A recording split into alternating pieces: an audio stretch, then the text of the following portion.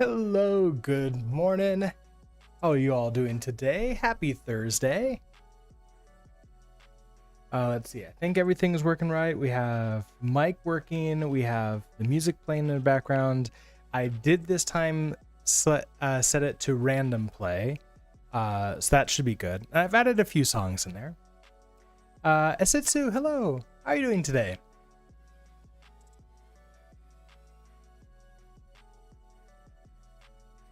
And I think we've got everything set up the way I want it to be. So let's go ahead. Switch over to you. All right, this feels a bit small. I think one of the things that I want to do eventually is maybe make Ghosty on this. Well, do I really care about like setting it to be a specific font size every single time, or I could just do Command plus. Maybe that's better. That way anybody who's copying the config don't, also get all of my extra stuff. Like 18 or 22 size font or whatever I end up setting it to. All right. So first off, I was going to be we're going to start off with updating the Axum YouTube course to 0.8. That was the plan. But of course, Rust had to go ahead and release a new version this morning. So we're going to go ahead and take a look at that. Apparently, we're on 1.84 now. So let's take a look at what's going on here. So announcing Rust 1.84.0. The Rust team is happy to announce a new version of Rust 1.84.0. Rust is standard, like what Rust is. Okay.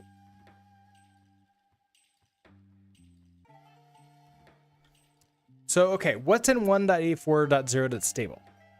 Cargo considers Rust versions for dependency version selection.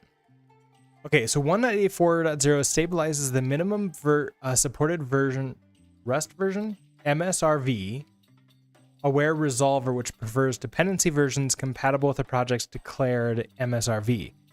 With MSRV aware version selection, the toil is reduced for maintainers to support older tool change by not needing to manually select older versions for each dependency. Oh, okay, so basically I can now install and it's going to automatically figure out what versions of software are needed. That's actually nice. Now, I haven't really created very many libraries, and the ones that I do create are for myself only usually, and therefore it doesn't really become that big of an issue. But I can see this being really nice for library maintainers.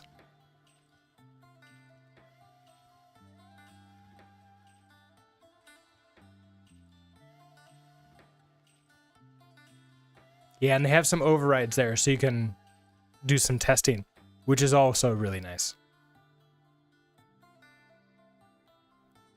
Okay, migration to the new trait solver begins.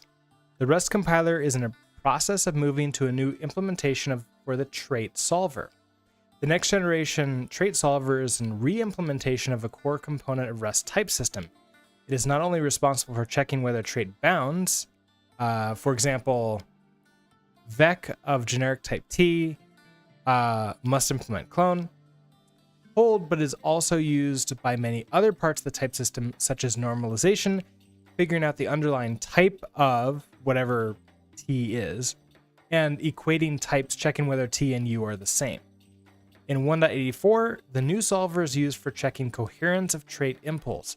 At a high level, coherence is responsible for ensuring that there is at most one implementation of a trait for a given type, while considering not yet written or visible code from other crates.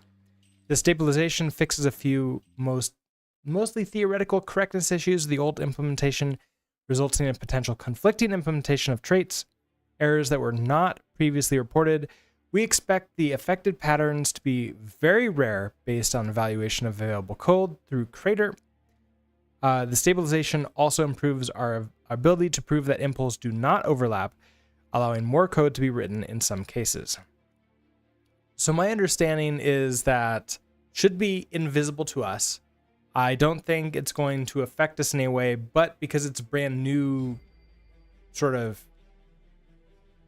entry, like redo of like a core part of the language, there is a probably a higher possibility of bugs than would normally be there. Now, my understanding is that this has been running in unstable for a while now, so theoretically we shouldn't have any bugs, but we've certainly seen a few pop up in the past. So we'll see how fast like a .1 comes out, and especially if it's going to be a fix for this. But it's again another thing that shouldn't affect us too much. If it does make things better though, that could make Rust Analyzer better, which always is a good thing. Strict provenance APIs.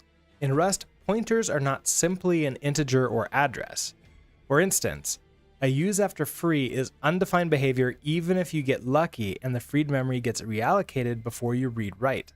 As another example, writing through a pointer derived from an I32 reference is undefined behavior, even if writing to the same address via a different pointer is legal. The underlying pattern here is that the way a pointer is computed matters, not just the address that results from this computation. For this reason, we say that pointers have provenance. To fully characterize pointer-related undefined behavior in Rust, we have to know not only the address the pointer points to, but also track which other pointers it is derived from. Most of the time, programmers do not need to worry much about provenance, and it is very clear how a pointer got derived. However, when casting pointers to integers and back, the provenance of the resulting pointer is underspecified.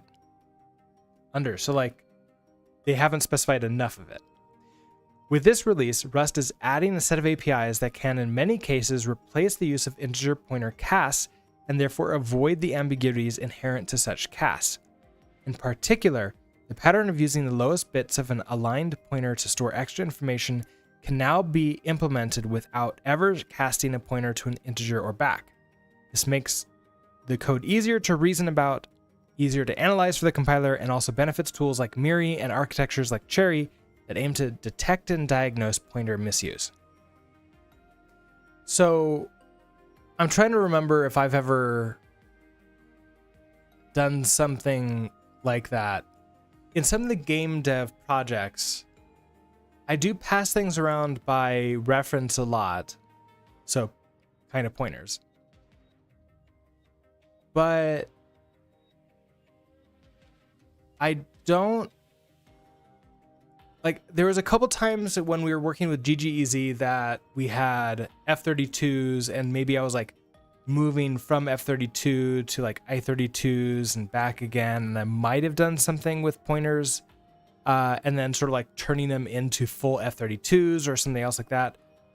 But for the most part, I think it's correct that it is not really going to affect our coding very much, because I mean, we just don't do much with references. At least references for numbers or things like that.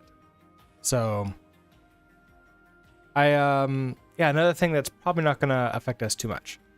Stabilize APIs. There's always a bunch of these. Let's look through, see if there's anything that we specifically care about. And okay, so I think these are the pointer ones, but I don't think I care that much about those.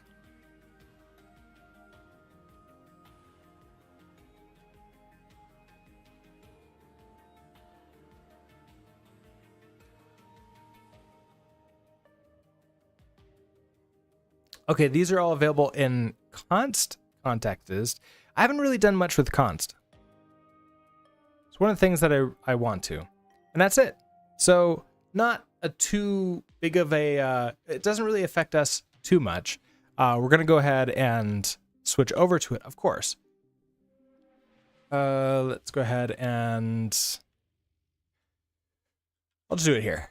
Rust update, get that going. So it feels like a majority of this update is really preparing for new things. Specifically, this migration to the new trait solver. And I'm hoping that that leads to, I mean, I doubt it's going to lead to faster compile times, but it's probably going to lead to better tooling, which that's always exciting. Okay.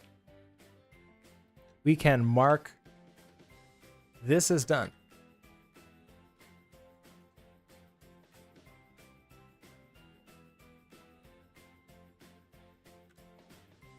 All right, and we have we've got our new version of Rust. Excellent. So next up is going to be updating Axum YouTube course to 0.8. So that's going to be a big thing. Let's switch over to this. Now, did I save you? I don't know if I did.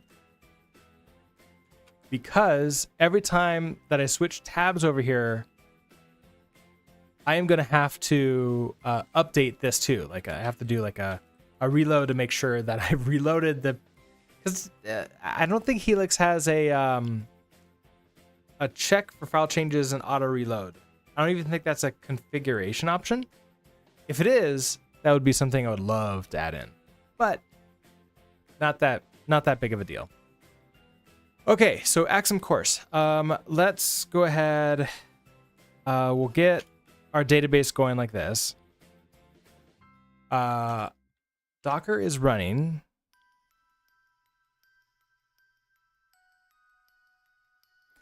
Service database is not running. Okay, wait. Don't I want Docker compose -d? Okay. We're fine there. I know we have that warning, but it's an old course. I'm not going to worry about that too much. Other things that we want to do, we have the new version of Rust. So we can run Helix on here. Okay, and we believe we're in the... We have like routes. Are we in the lessons?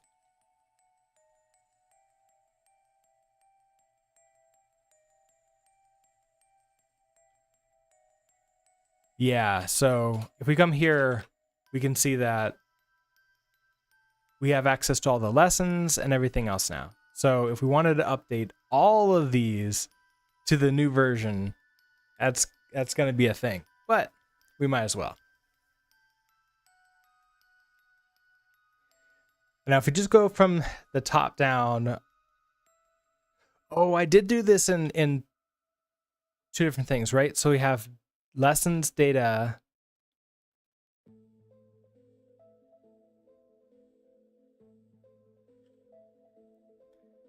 Lessons hello world, lessons routing. Okay, and then project solution. So, right, I put all of everything together. Oh, that's not, okay, that's not going to be too bad. So,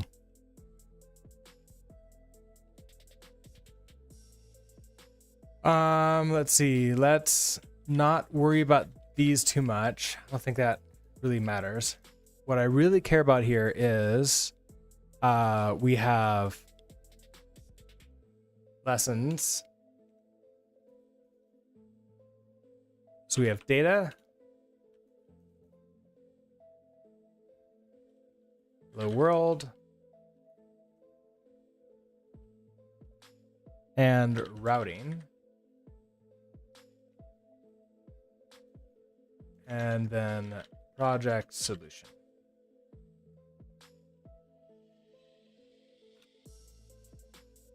All right, let's jump into it.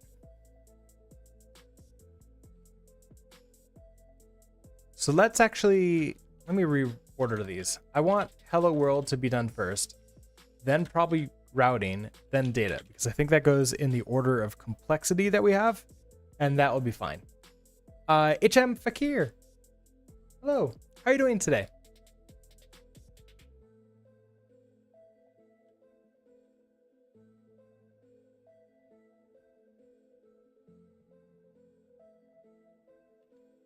If I, let's see.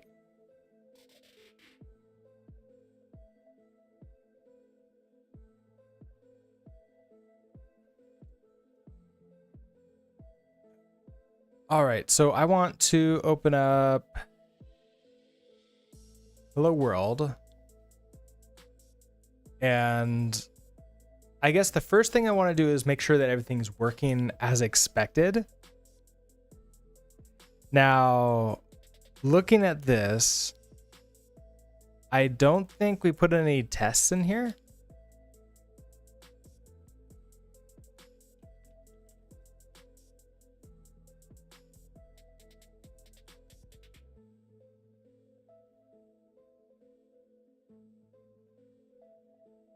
Oh, that's in data.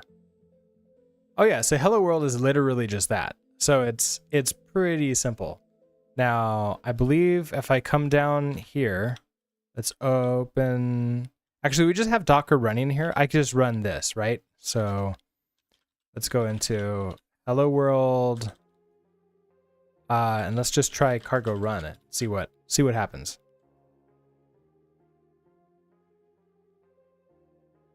Marat, hello.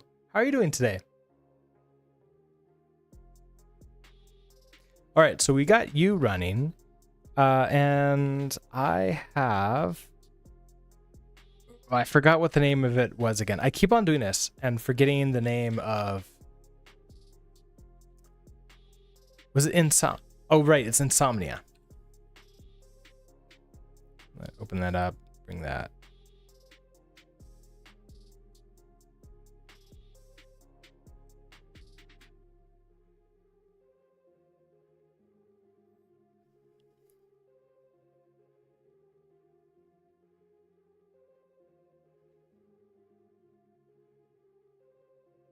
Okay, I had an update because it's really old and it's been a long time since I've opened this on my system. So let's see how Insomnia is doing.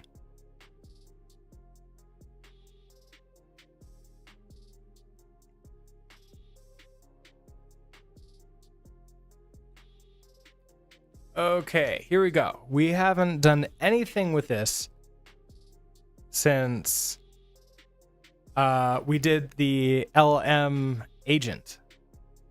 But okay, so we have intro to Axum, hello world. That does your thing. Oh, I never had anything that checks this out, but this does 3,000, it looks like. And you're doing 4,000 for some reason. I don't know why. Let's fix that. Hello world. Okay, so that's us knowing that it's working correctly. Let's go ahead and update this to Axum.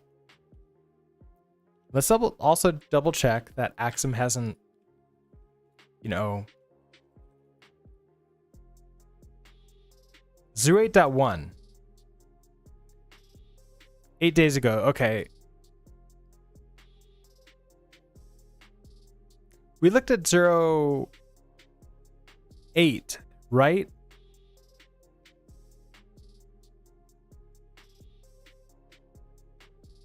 Did they mark this as a release? Or is that just a bug fix?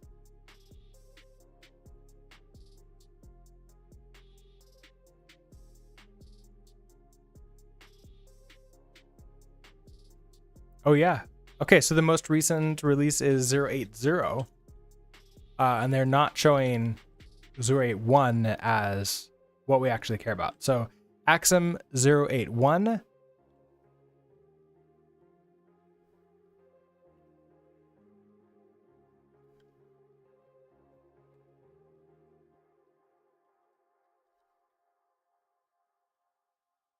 So let's switch that to 0.81. Now, Tokyo should be fine, staying exactly the same. So if I hit save. Now, first off, before I switch to anything else, if I switch over to, let's actually change directories into lessons, hello world. If we switch over to this, let's see if Rust Analyzer tells us that everything is going to be fine. It's not yelling at me. So if we do another cargo run.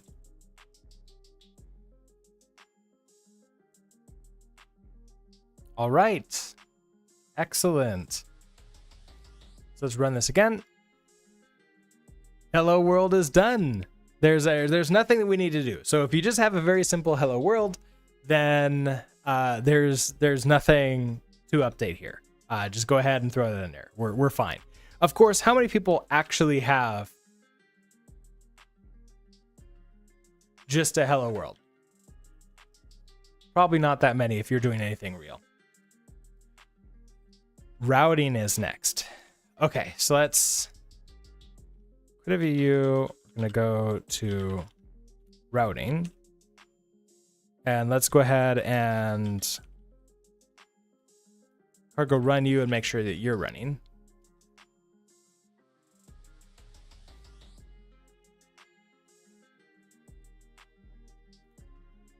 We'll switch you over to there and open up our cargo toml. And okay, so routing.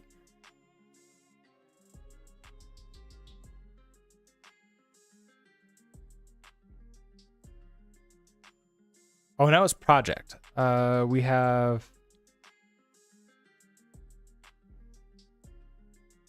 Okay. So that was the hello world I cared about. Now for routes. Okay. So we just want to. Is there a way for me to like run this through a test?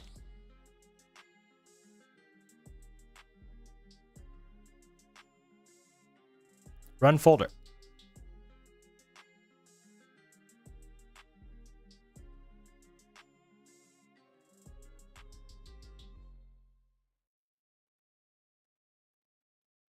I mean, okay, but can I just click and see all these work?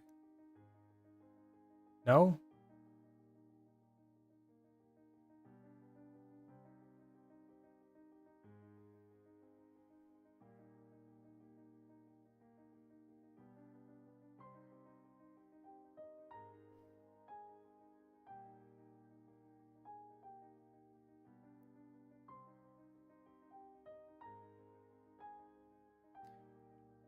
Oh, I was hoping that I could then see. Oh, because it looks like it's looking for tests to run for this.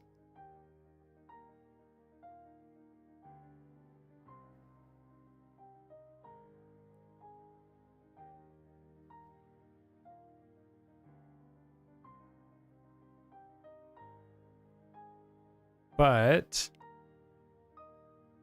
I don't think I can do that unless I come in here. And can I add a test like for get JSON? Oh, this is where I can say, okay. So if I run you, I can say, okay, message I'm in a data account at username. This is the response, right?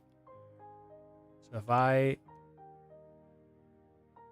add test cases and scripts,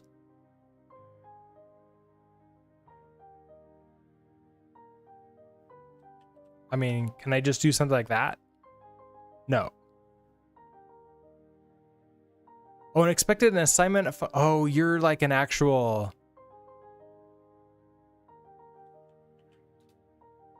Is this JavaScript? I would probably need to actually look into like how to do this. Which would be probably a nice thing to do until we get like another course going.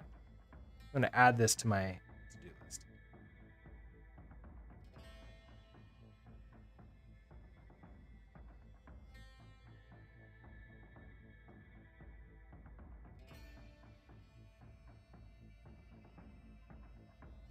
Get to my inbox and then I can write in my list. Okay, here we go. So this is add automated testing to YouTube.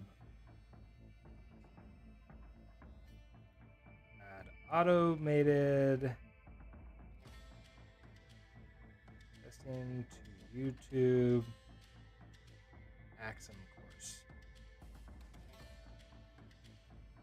that would make it a lot easier for me to do updates in the future, because I could then just run the automated tests, make sure everything is still working, and there we go.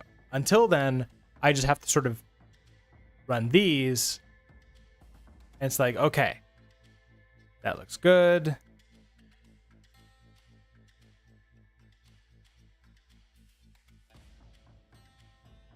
Returns are 201, that's good. Always errors, I'm a teapot, that's good. Hello from shared data, I'm state now. Okay, the custom header, which is the user agent, I think.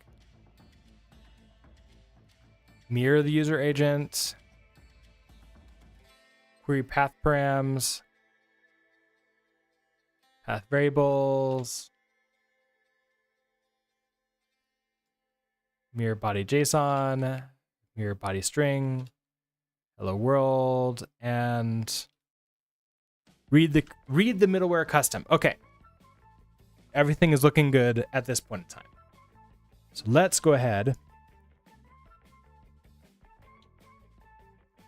and update. It's Axum 081.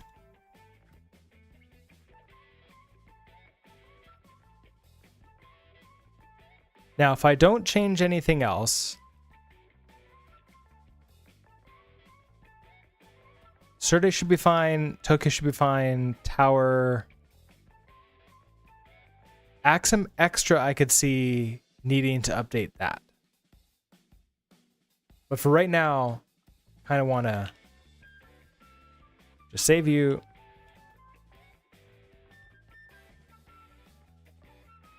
Ooh, okay. I did not this time go to our main library and have Rust Analyzer tell us if there's any problems.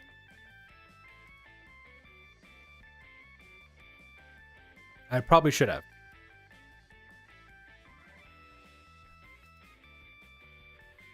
And it looks like there are. Ooh, I like the tables here. Severity code path message. Okay, so I'm going to go to our error here. We have this new inline error from Helix, which looks really nice. Extra. Oh, okay. Yeah, so the trait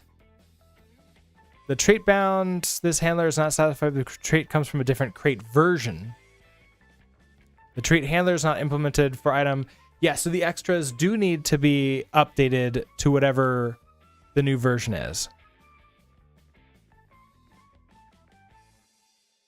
And if I remember correctly, the typed header comes from here. If we actually come into here, we can see, yeah, that comes from Axum Extra. So we need to get the extra. We need to update the Axum Extra.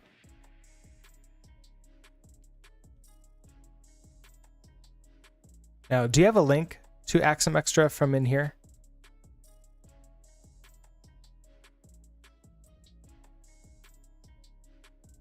No, you do not. It is called Axum_extra.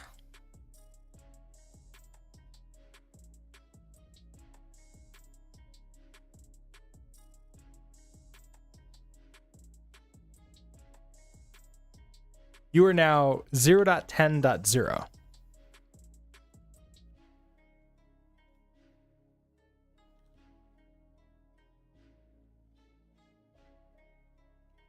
Okay, so if we change that, and we come back to here, no problems there. All right, no more errors. So thank you for that, Asitsu. And we should be good, which means we can now do our cargo run.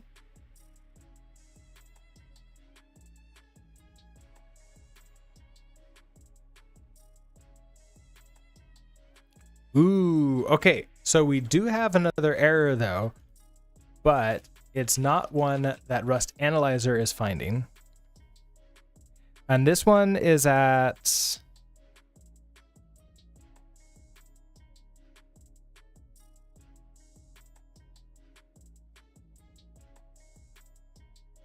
oh, this one right here. This one is coming from Source Routes Mod, line 62. Okay, mod that. Line 62. Ooh, okay. So path segments must not start with colon. For capture groups, use capture if... Oh, right. This is where we're talking about the path. The paths got updated. Let's go and recheck out the release for this. And I think it's this first one right here. Breaking, upgrade match it to 0.8, changing the path parameter syntax from...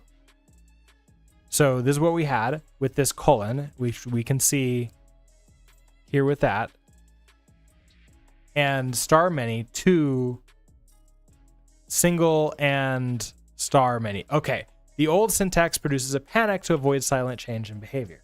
All right. So basically, now if I'm doing a quick look through here,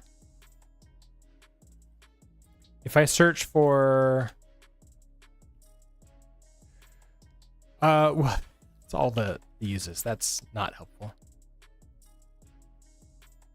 Search for colon. Okay, so I'm only seeing this one.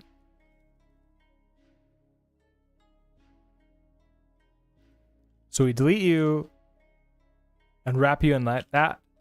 And everything else should be fine and stay exactly the same. No problems. Let's cargo run this again. And we're running. We're good. So back to you. Let's test everything again.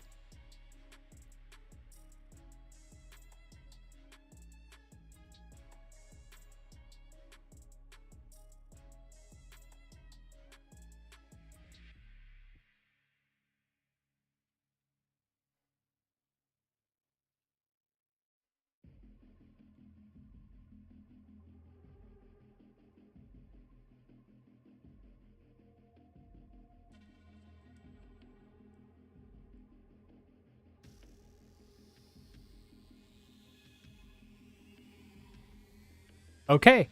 And that is routing. All right, that's pretty simple. Data is next.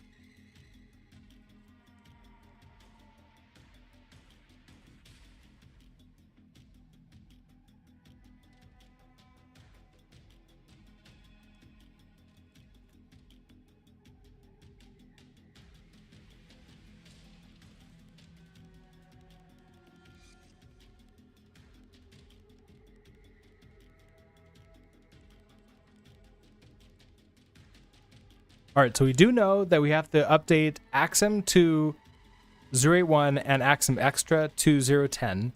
I'm not going to do that right this second because I do want to test these, but those are the things we absolutely know we have to update. Okay, so we do have a warning here. That's fun. Apparently, I forgot to remove those. But let's go ahead and test this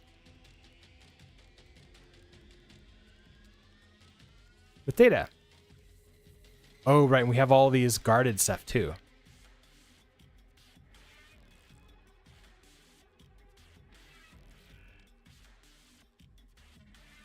All right. So this was, creating the user.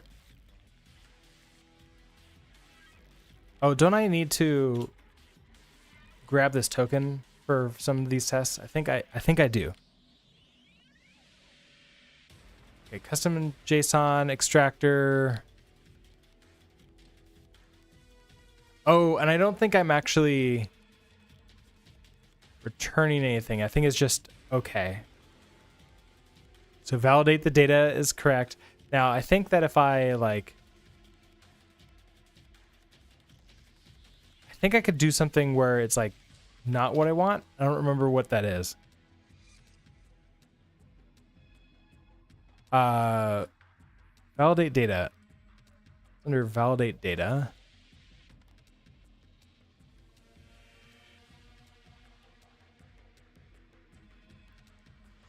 Oh, because I have username is an option string and then password. Well, this file is not included in any crates. Wait, no, it totally is. Rest Analyzer was just taking a while to run. That's fine. Okay, so that's what I'm doing. I'm validating using username and password. If I add something else, so username, oh, because if it's not there, it's perfectly fine. But password needs to be there. So if I add passwords, that's how to test it. Got it.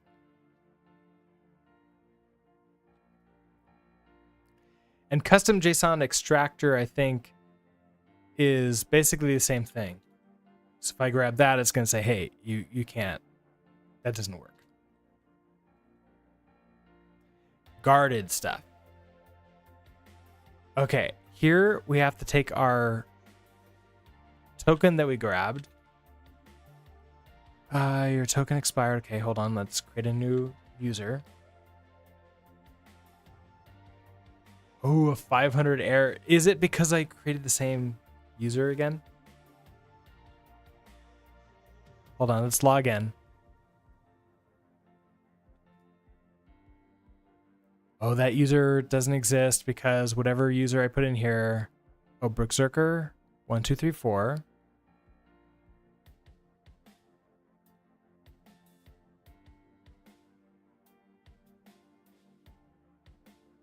What did I do wrong?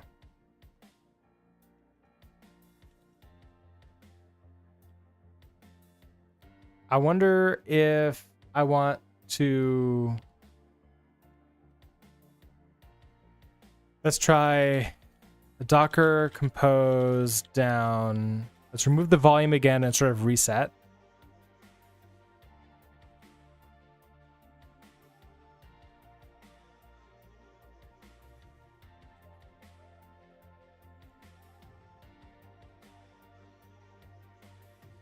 Okay, database is up and running. So I should have access to, I should be able to create the user now again. So let's create users. Oh, because I made it Hunter 2. So if I do Brookzerker, I guess it would be helpful if I started the server.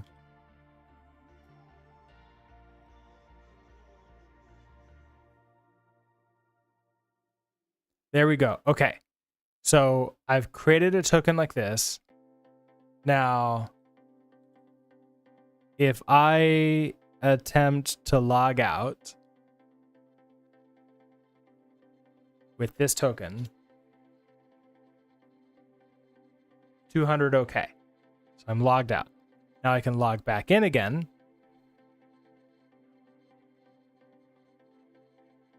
And that should be the correct data.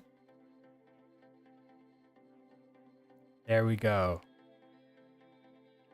I don't remember how long this token lasts for. I feel like it's not very long. Get all tasks, and so I need to make sure we have the correct token for these. There we go. I can delete a task.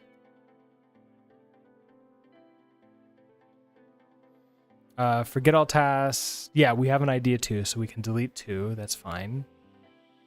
I don't have. Did I put auth in here? No.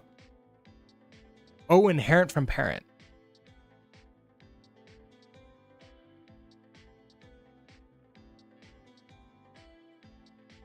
No, that's not what I care about.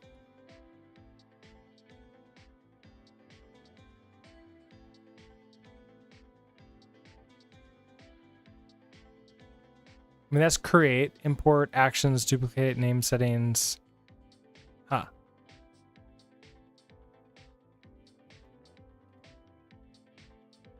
I'm going to guess that works, but where am I getting my... I thought I guarded this.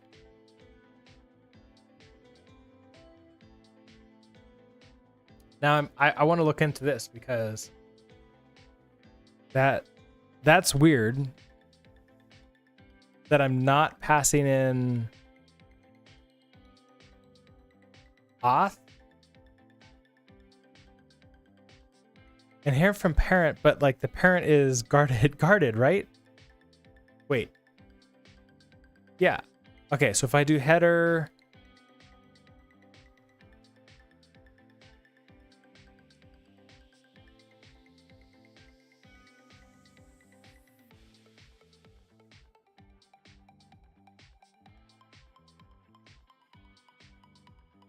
your authorization bear, right? So if I come back to here and we do headers, authorization, bear that.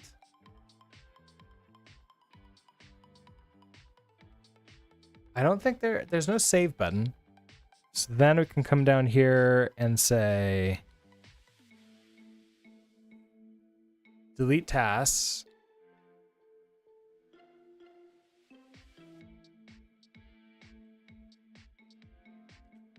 $200 okay. Now if I get all tasks, it is deleted.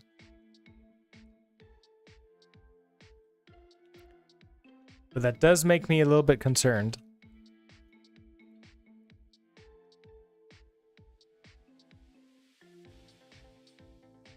Okay, routes mod.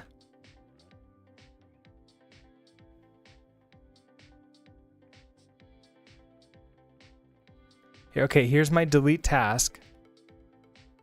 And I do put this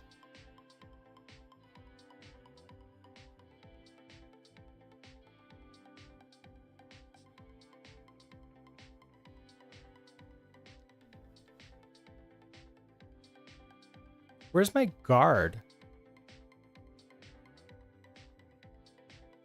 I have with state. Oh, there's the... I put the guard here like that.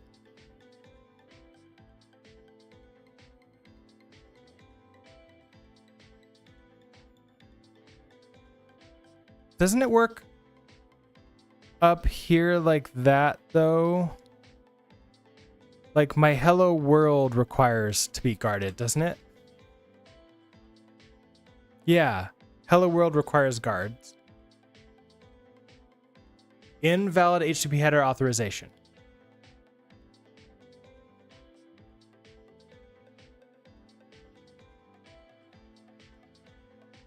Okay.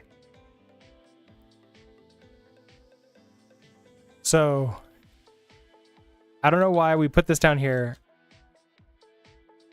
Let's put these all back up where they're supposed to be guarded again, like that. So delete task is supposed to be here. If I do send now, I think that's okay. Also, it's not headers that I put this in. It's an auth that I put this in. So you are bearer token. Your token is that. Your prefix is bear. Ooh, that's nice. Or in case I want you to deal with that in the future. Okay, so delete. That works. All right, so logout was up there. Login should actually not be in guarded.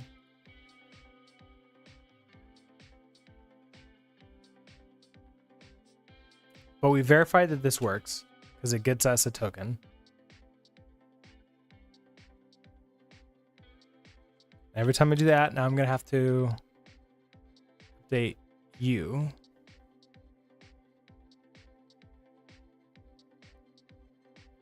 Okay, so log out.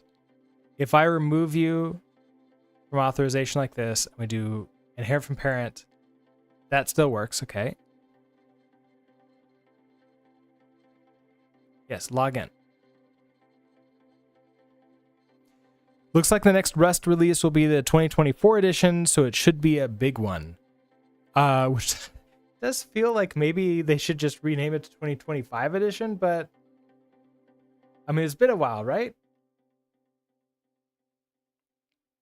But yeah, I would imagine that's going to be huge, isn't it?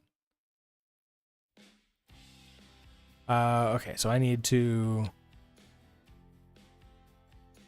update you again. Okay, get all tasks.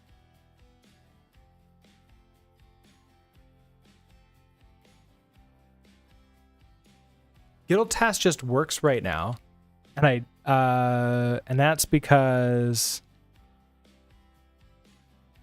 get all tasks is out here. Okay, so what needs to be guarded? Validate data does not need to be guarded. Custom JSON extractor does not need to be. Create task does. Get all tasks does. Get one task. Atomic update. Partial update. These all do. Okay, so I'm going to put you up there.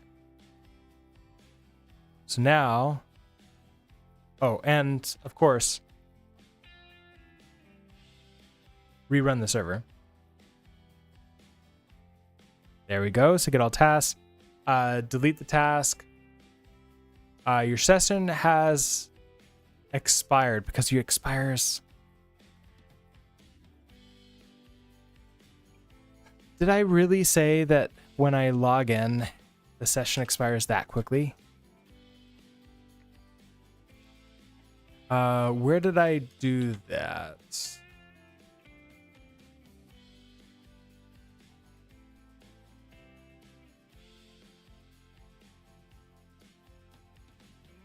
I mean, so we have database,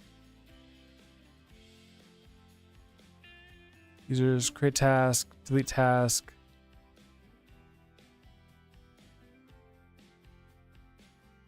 Was it in Jot? Expires in duration seconds 30. Yeah, that seems to be a little bit short. Diablo, hello. How are you doing today? You have no reason to be here, but because of no cat, I am so sorry. I do need a way to share images of cat a little bit better. Besides showing you on my phone, but I'll show you another image of cat from my phone.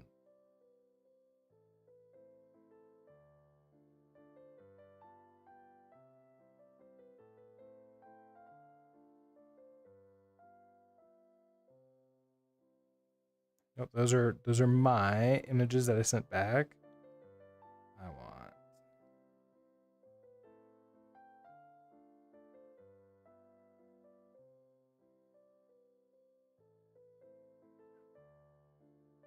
I need to save these.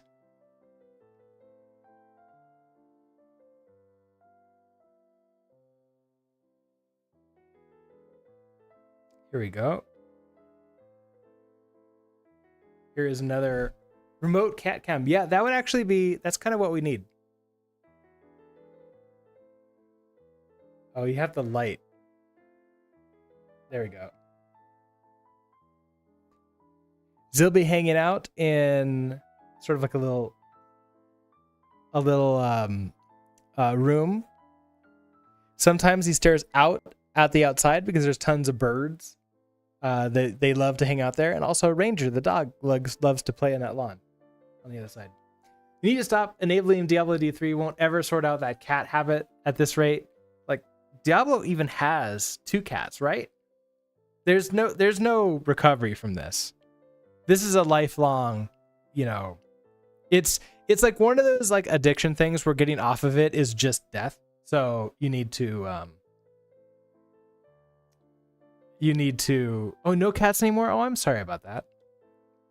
Okay, well then we have to save you, because otherwise if you can't just go cold turkey on a lack of cats, or at least a lack of cat pictures. So hopefully that's helpful. Let's update this to 500, which I think is like 5 minutes at the very least, which is enough for us. You've had cats your entire life, though. They're better than people. Depending if my wife is watching or not, I will agree.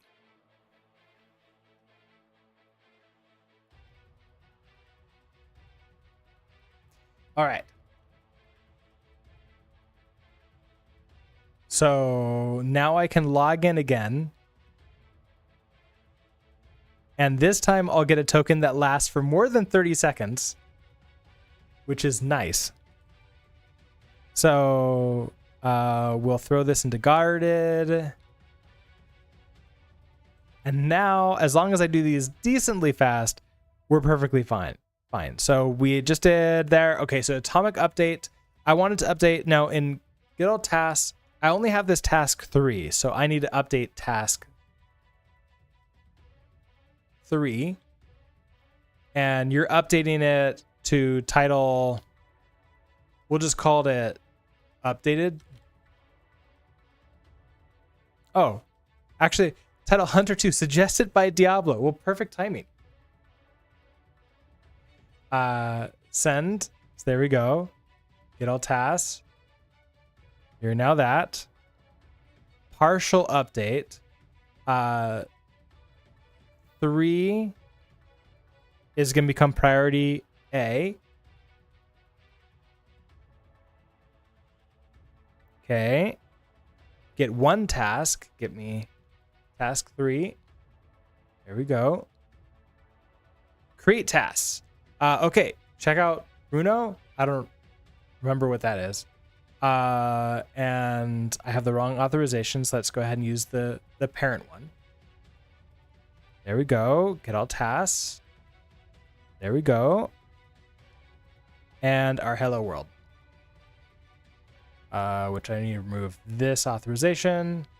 And we're good to go. The title clearly needs to be cats. Yeah, we probably should do something about that.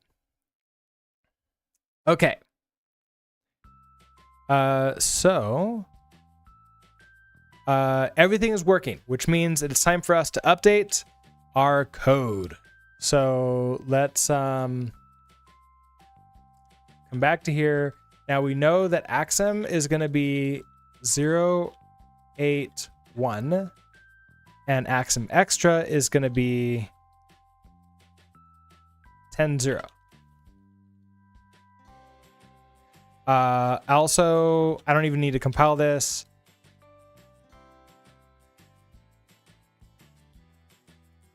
We have some errors. So Axum async trait. Actually, do I need to start the LSP?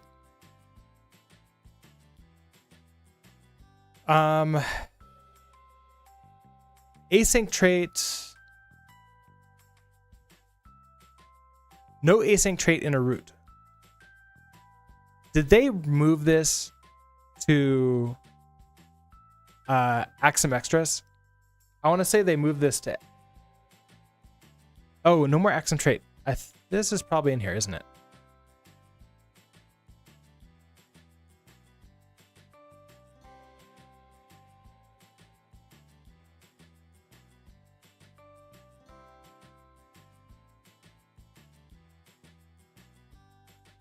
Well, where they didn't add that to breaking. Yeah, where is that in breaking? Did I just completely miss it?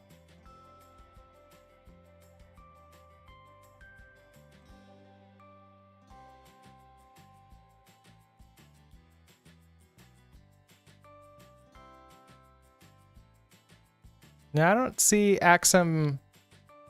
No more Axum trait. Yeah, I could swear that I read that to trait.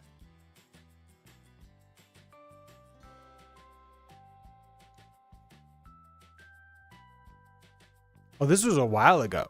Or it's Axum Core 0.5. Okay. Replace async trait. Is that this async trait? Yeah. Replace async trait with return position impl trait and traits. Oh, okay.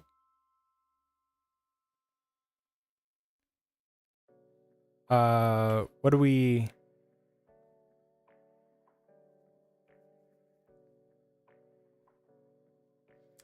Okay, so it isn't a blog post. Isn't it a Rust blog post? Return position, infiltrate, and traits. And this was... Okay, so if I remove you...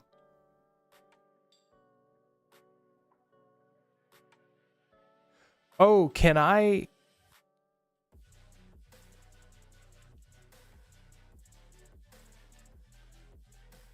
Oh, I think that's all we just need to do. Oh, it's a Tokyo RS blog post. It's the Rustling. This is the Tokyo one there.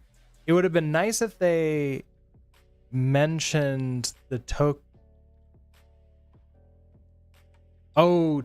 RS, not like because there's no Axum blog post, because there's no Axum website. Again, it would be nice for them to have that. But okay, that's all we needed to do. We just needed to tell it like, hey, it's not a async trait tag here. So everything else just works as expected. So let's go ahead and remove these warnings too. Unused import.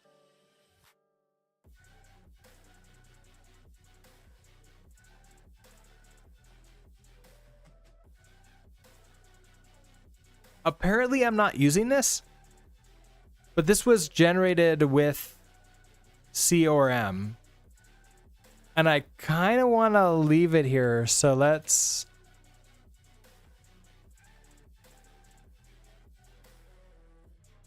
allow unused imports.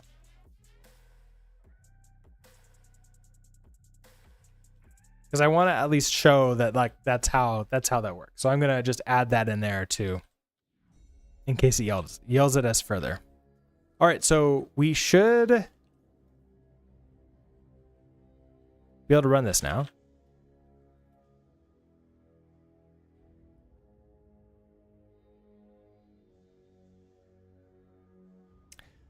There's the capture groups, which I'm really sad that Rust Analyzer can't detect this, but it is a compile thing, so I guess that kind of makes sense.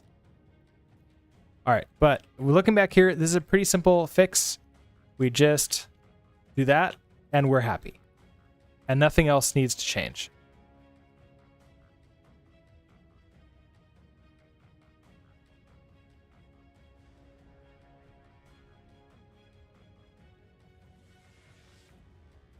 Yep, I believe that's it. Let's go ahead and rerun this again.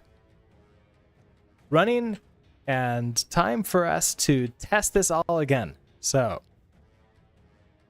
let's create a new user. Now you're going to yell at me if I try to do this again, so we'll just do Brookcirker 1.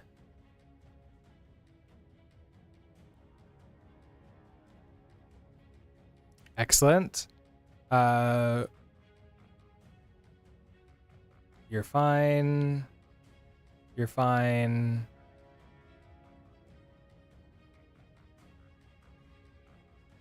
Okay, you're okay. We can now put this token in here. And you know what I've decided? We're going to put logout as the very last one so I don't lose everything else. Okay. All right, so we get all the tasks. Let's delete ID 4.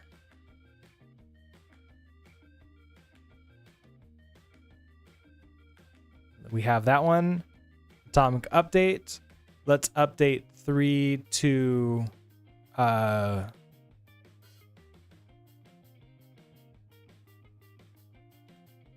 priority B.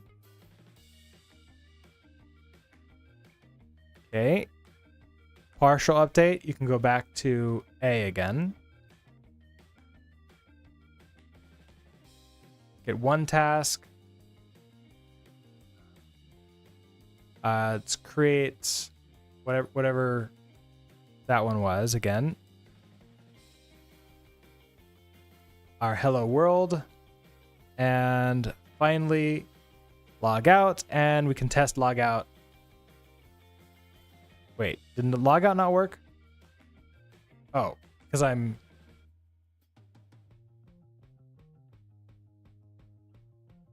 not authorized. What? Okay, wait. That was weird. Did I like not click it properly? I don't think I actually sent it, so it was just whatever the last message was.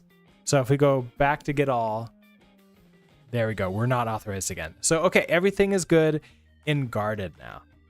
Or everything is good in data.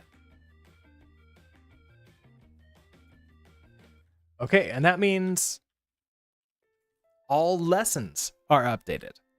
Okay, pretty simple. Let's go ahead and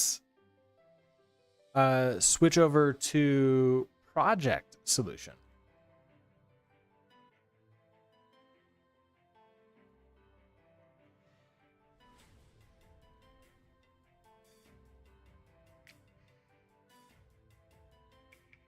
Now in project solution, yeah, I believe we're just right here. So we can just do a cargo run. This.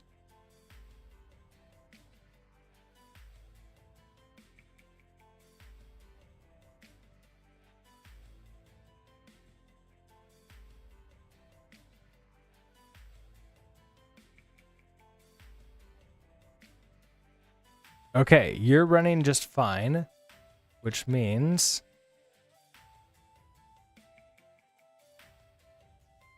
project. Is this the only thing I have set up here? Is hello world for the project? I mean, I got a 200 okay, so that's fine.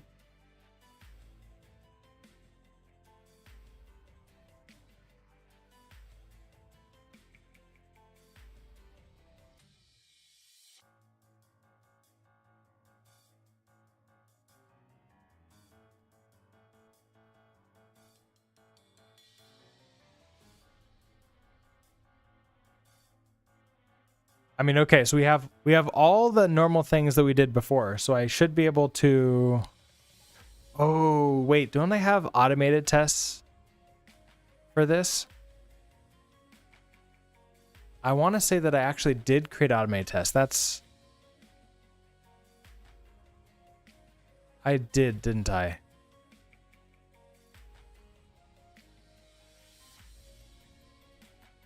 Let's go find those. I want to say that that is not in backend. I think we did that as an integration test, backend test.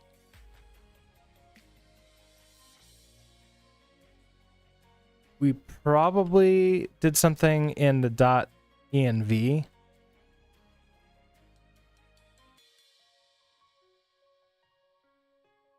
Yep. Okay. So this is pretty simple here. So we have our API port is 4000 where this is running. Our API URI is localhost. We just created a secret for this, and we have our database connection, and everything is looking just fine. Didn't want to save, but whatever. And then to run the tests, I just run npm test.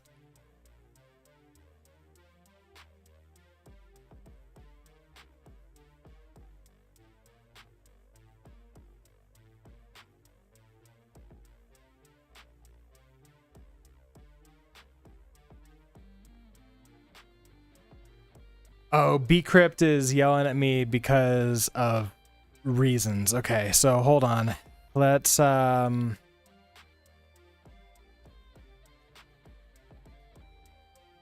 remove node modules. and package lock. And let's use mvm install whatever LTS is, which apparently is version 22. So that's fine.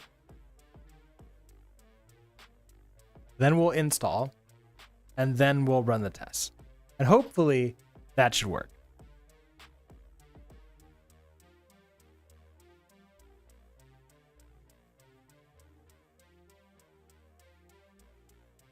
Oh yeah, that's working a lot better.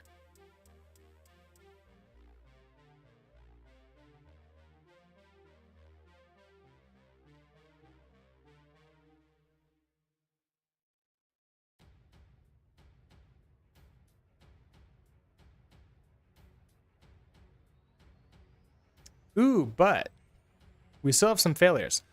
So we need to figure out these. Did we? No, we haven't done any code changes yet. So we're still just trying to get these working on their own, aren't we? Okay, get all tasks. Should be able to get all my tasks, 4 milliseconds. Should not be able to get other users' tasks. New users should get default tasks.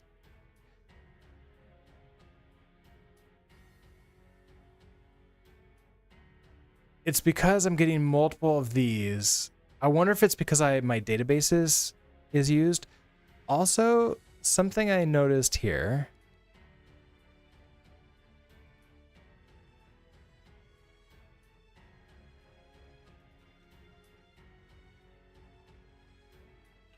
Ooh, not there. Let's just open this here.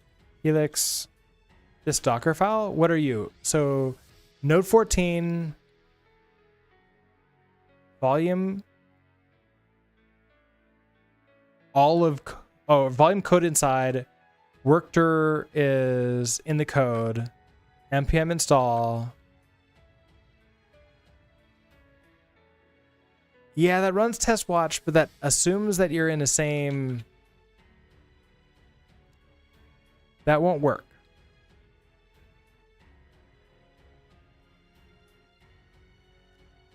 Now I'm wondering if I reset the database, I think this works as expected. So if I Docker compose down again.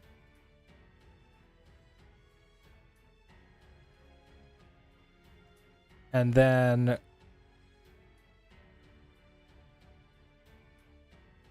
let's find out if I'm correct with this assumption.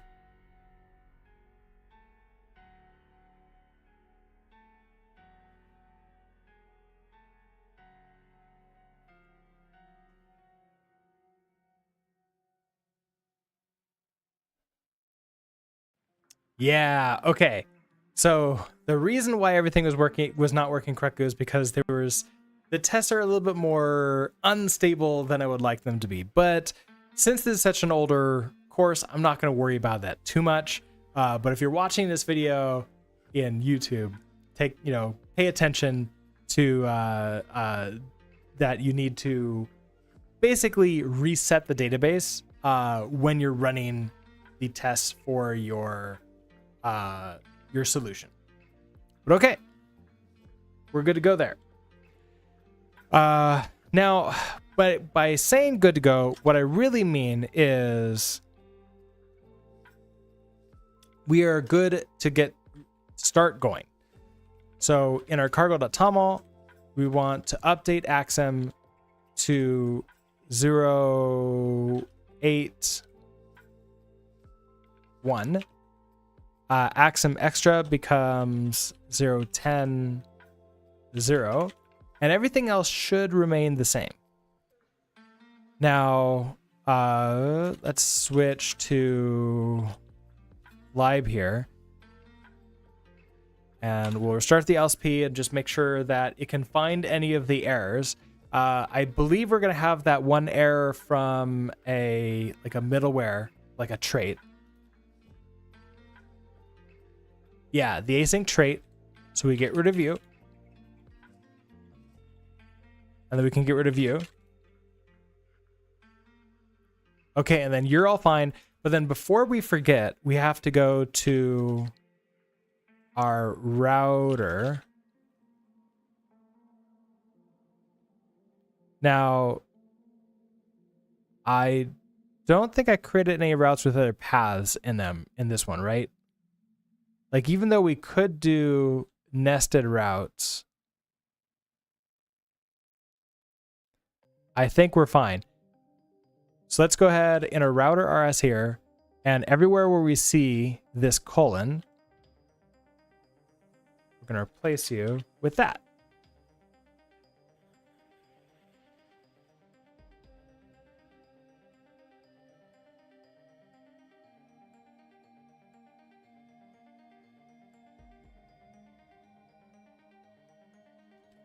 Okay.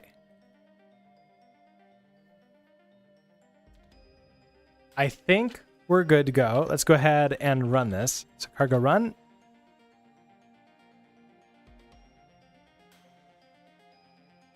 Okay, everything is working just fine.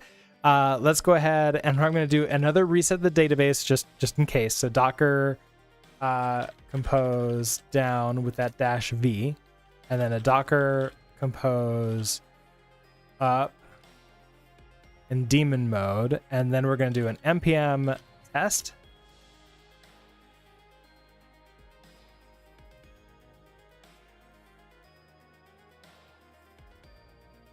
I don't really need to see the full output. I just need to know that everything is working as expected.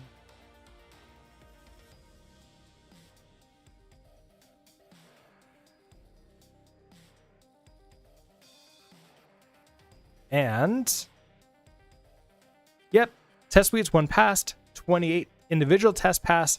We are good to go. And so that means project solution has been updated. So for let me actually pause the music for this. We're gonna do a quick video on that I'm gonna put like at the beginning of this. Like I'm gonna cut this out, like maybe just like, I don't know, I guess like a 1 minute video, or we'll put at the beginning of the course to say like, hey, Axum has updated, and take a look at I have an update video at the end of the playlist to take a look at. So all right.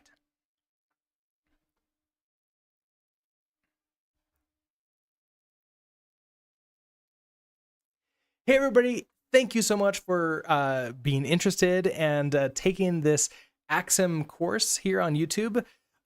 Just wanted to let you know that Axum version 0.8.0 has released, and this has some breaking changes. Now, it's been a little while since this course got released, so there's been quite a few sort of library updates that have happened. And this is the most recent one that has had breaking changes. Now, I've created a video on me updating the entire course, both all the lessons, the Hello World lessons, the routing lessons, and the data lessons, and then also a video on updating the project at the very end of the course. Now, I'm going to have links to those in the description for this video, plus also you can just find them at the end of the playlist, which will show you what I needed to do. So if you're going through this entire thing and you're not entire course and you're not tying all your versions to what you see in the videos, just be aware that if you have any problems, go ahead and look at the back of the playlist for the updates for the technology, and that should get you going. All right, thank you so much and have fun coding. Bye. All right. We are good there. We are good to go. I will cut that out later.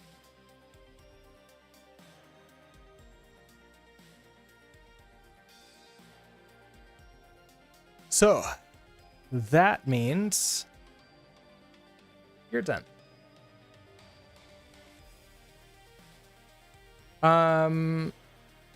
Let's see. Diesel course news. Okay. I'll probably need to also create this as a video and put that up somewhere, or maybe maybe I won't make it a video. I don't know. Maybe just for you all.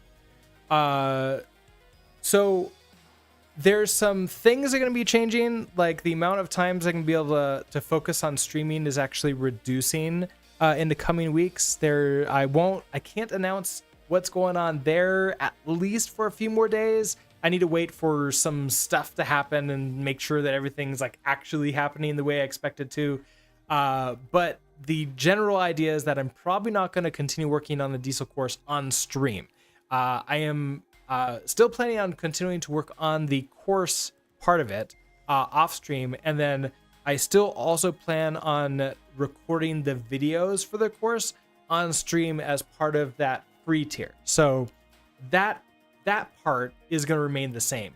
Me writing the articles and creating the demos and doing all that stuff, I don't really feel that it's necessary or it's actually providing that much value or at least I'm not seeing the value represented in the metrics for the stream. So I'm putting that as fairly low priority in like what we can do, which does free up stream time to do more interesting things like, update the Axum course or create new stuff like fixing the stream manager, things like that. Like I want to spend more time doing those type of stuff, which will positively affect the stream and you guys will all be more interested in as well. So that's my update for the diesel course and probably other courses that I work on. So to summarize again, the actual course creation off stream, the recording of the videos for the course still on stream.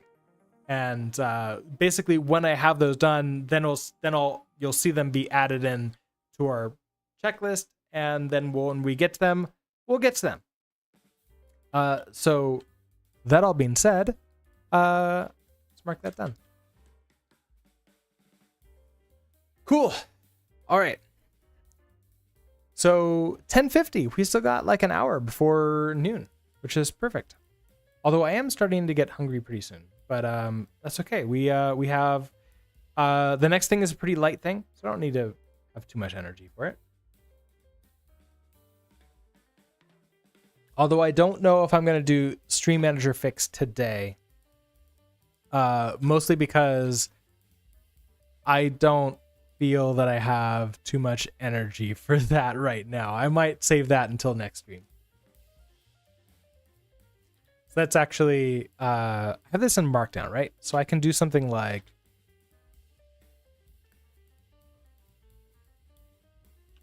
let's create this as like a little stream plans today, next stream,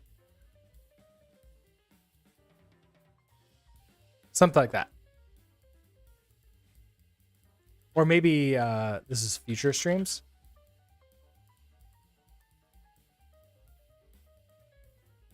There, that works.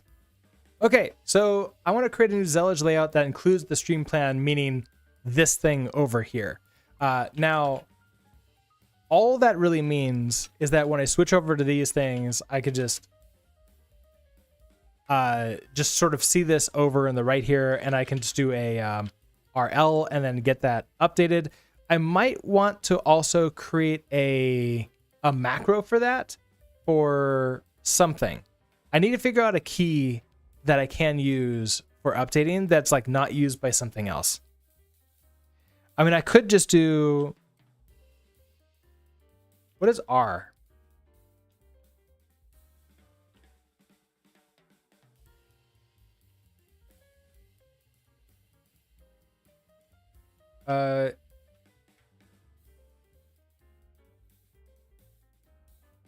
Oh, I can now search for bindings. So if I search for bindings, oh yeah, R is replace, of course. I'm thinking about like reload, right?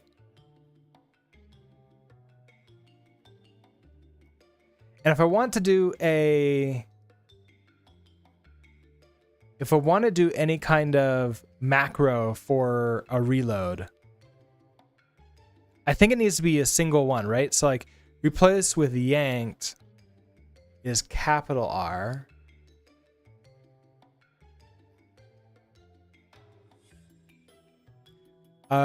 Oh, could I do control R?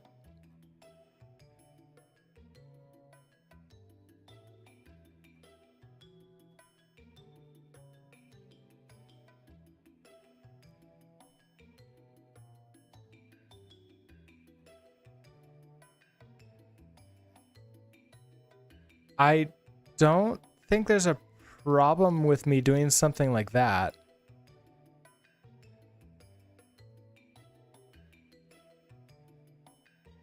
So I could probably do Control R to reload. And if I do register that empty, so if I do oh, how does this? It's basically I want to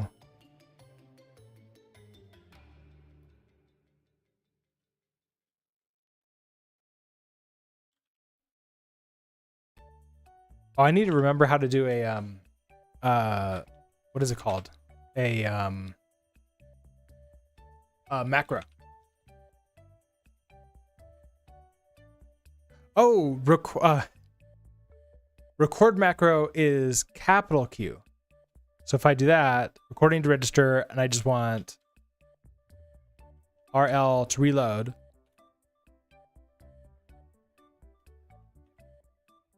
Recorded register, and now I can play this. So if I switch back over to here and we just say,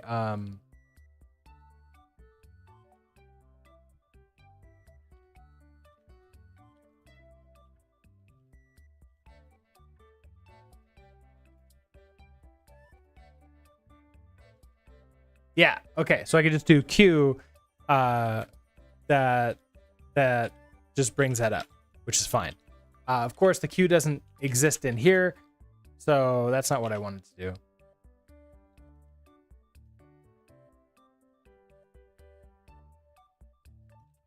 Okay, so we need to go to Helix. This is languages. I want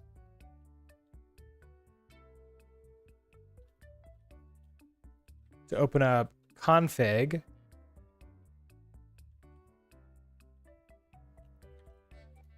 And let's do a macros.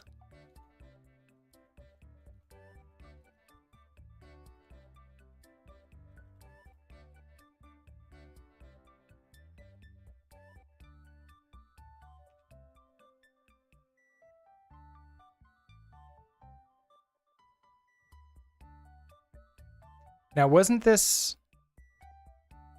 a big thing?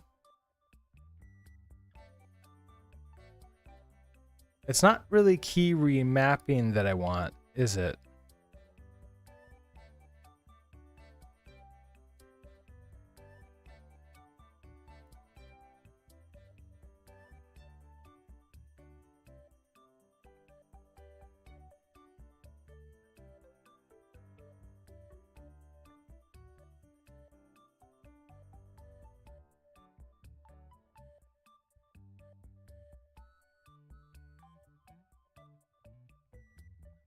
I thought there was a new way to do macros in the config file. So configuration.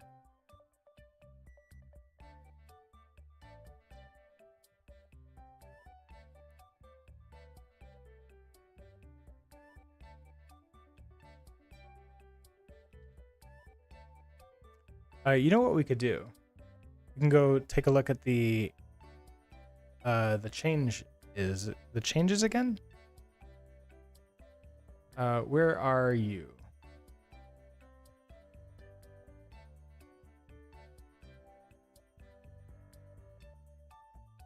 Didn't Helix have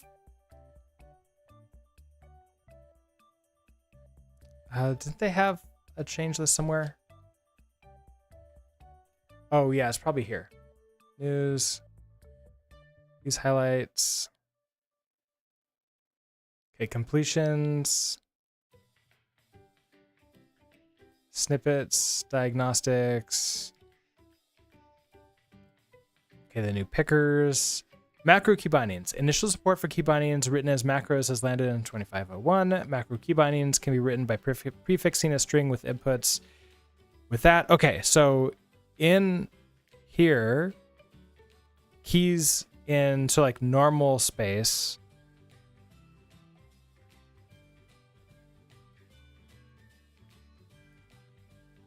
Okay, so we want keys normal. And I don't think we have, yeah, we don't have any keys. So keys normal. So I wanted Control R.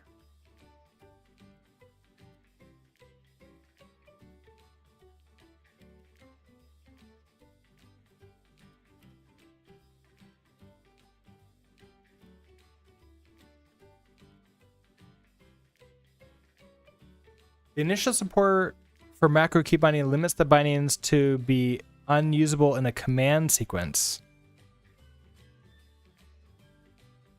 You can't yet combine macros with regular commands. For example, you could swap out the Y above for its command yank in a sequence, but this is not yet supported. I think we're still fine, but we're going to find out.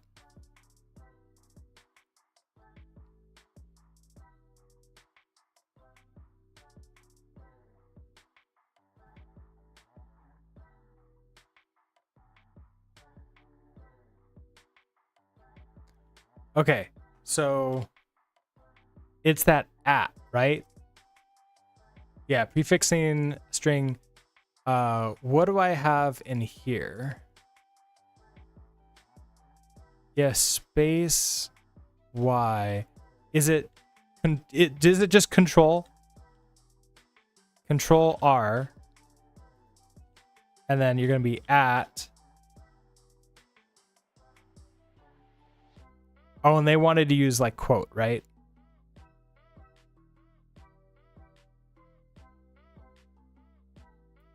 And so I want colon RL.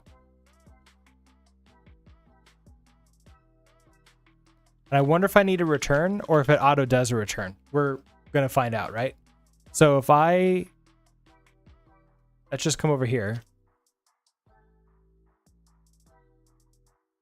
Let's reload.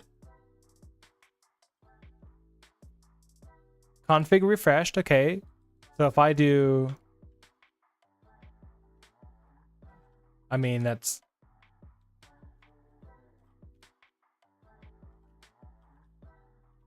config reload. Let's update new thing. So if I save this over here, come over here. Oh, Control R doesn't work. Okay, so I want to say, is it that? Config reload. That doesn't work either. Okay.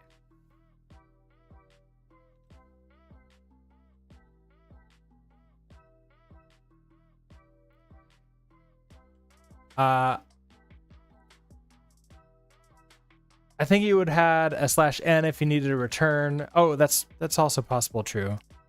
Although if I just do that, I should like add the return myself, right? Also, hello Scott. How are you doing today? Let's add in a return.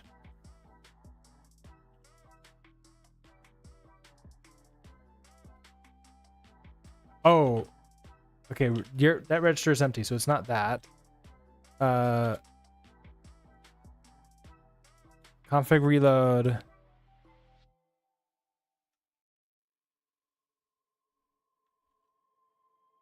Doesn't like that.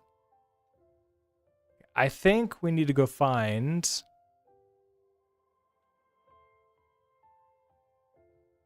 the docs for key remapping, right? Keys normal. Oh, control is C dash. Okay. So I'm just doing control wrong. I mean, that's what happens when you don't actually look up how to do it. So it's C-R.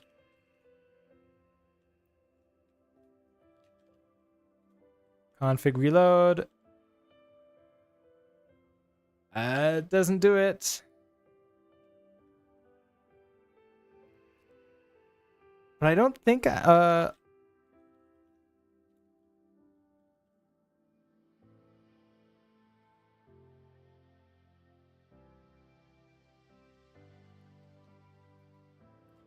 me add in.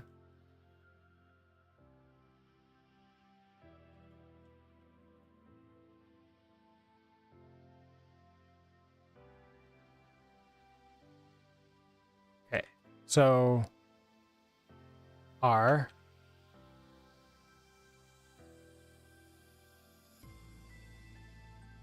Okay, so it did not add in a log for that when I try to use it. Have they finally settled on how they're going to implement plugins in Helix? Not that I'm aware of, no.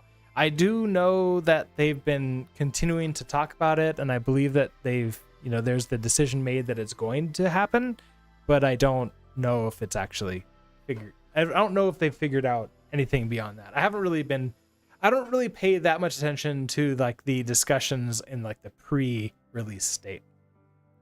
Spencer, hello. How are you doing today? All right, so now if I search for in here the @ sign. Okay, so here's where this one, macros, sequences of keys that are executed in order.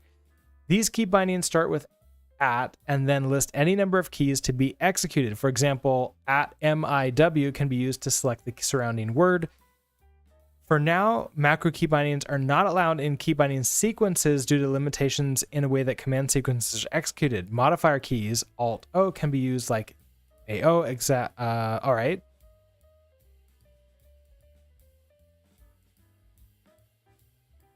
So MIW will open up, okay. We'll do like another word. So I wonder if I can do,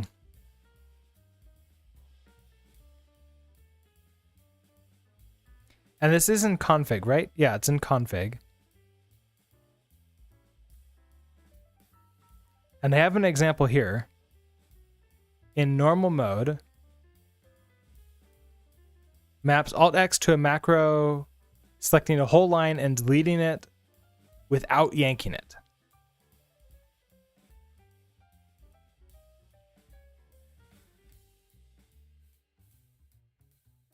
Oh, you put a... Oh, interesting. Okay.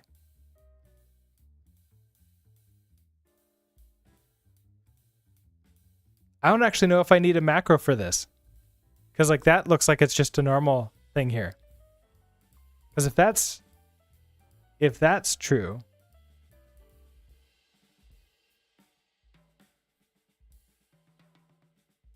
like CR instead of CS equals, because what if I just do that? We config reload.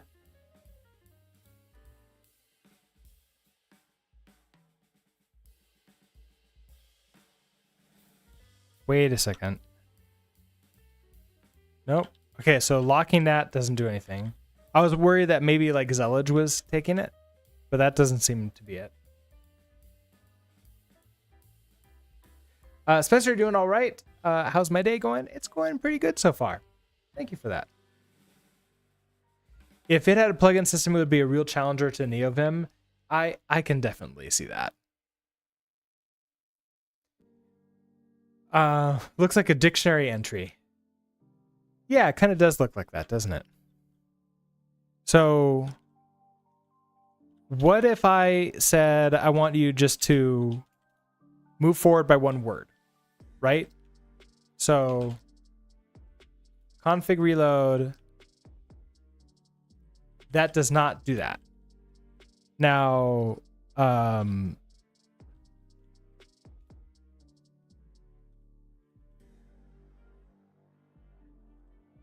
Let's wrap you in quotes because we saw some of them doing that.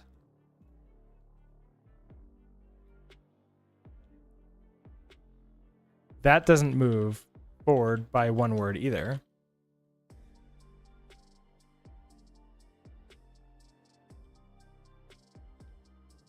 Okay.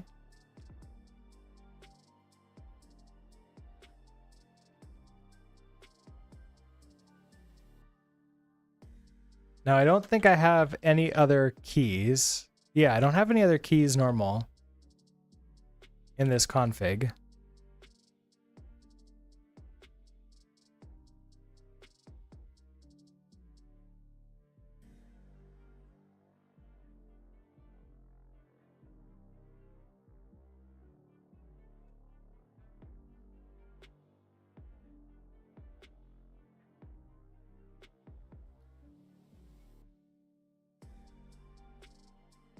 Let's try this one. So this deletes a line without putting it into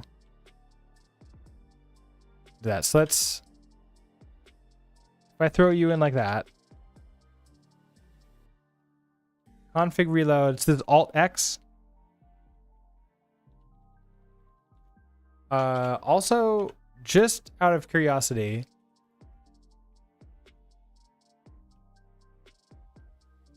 yeah, okay, so Alt X is not doing anything here. And just in case.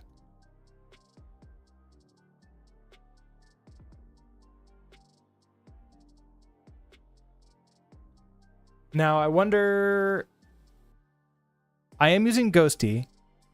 So let's try Alacrity just in case.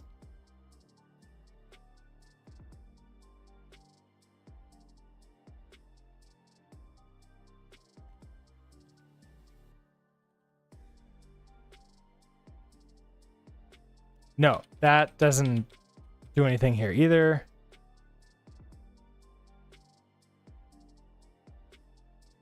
I'm just trying both left and right alts. That's not happy. Deepak, hello. How are you doing today?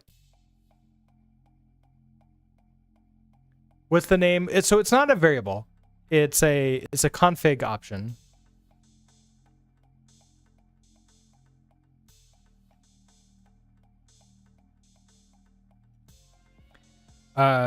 So what I'm trying to say is that you are, so if you do Alt X,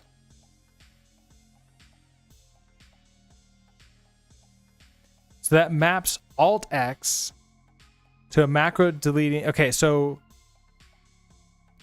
now you have other things here. So maps like the A key to move to the move carrier left command. Normally A goes, okay. So if I do like, here, R deletes the entire line now. That's cool. If I config, no, R is still doing normal R things. So it's not that.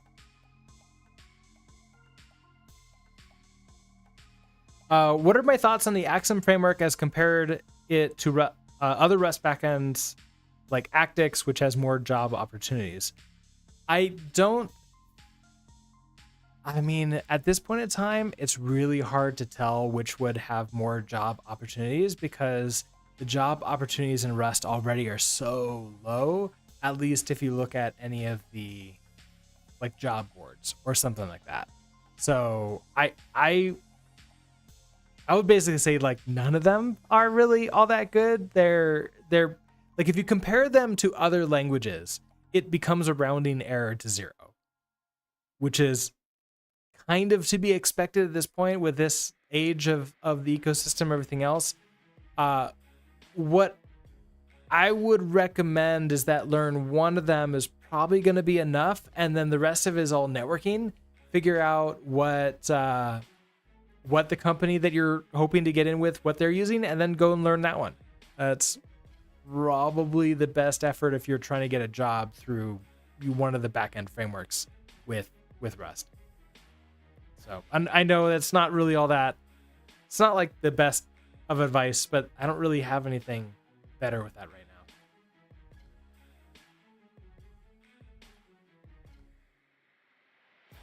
So hopefully that's I don't know if it's helpful, but it is a thing, right?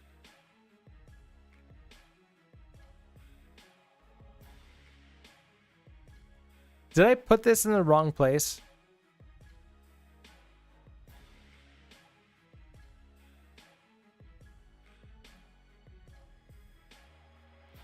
Yeah, so okay, we have at most one section each of keys normal, keys insert.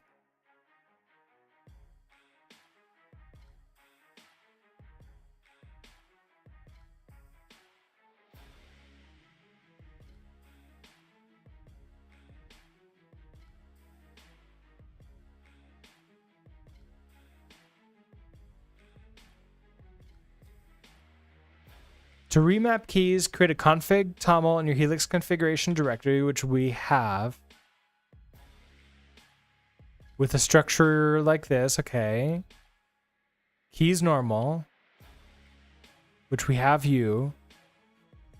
There's also keys insert.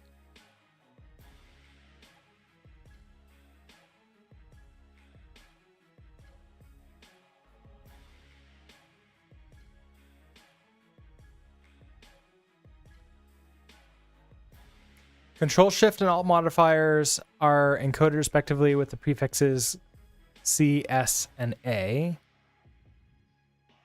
The super key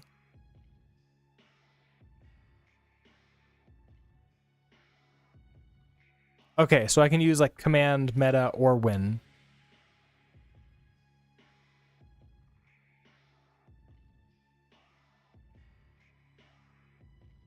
Oh, that's cool. And I can use some of these other keys too.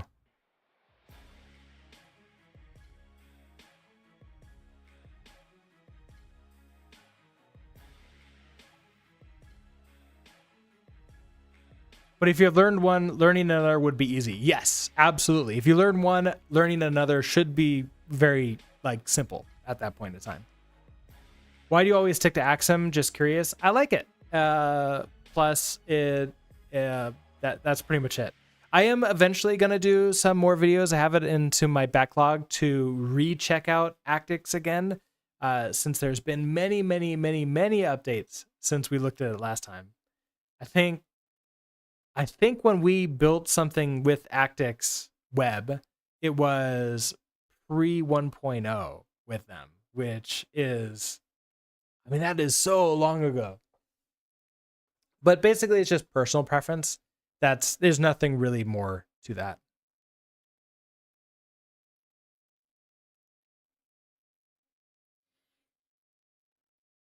Okay. So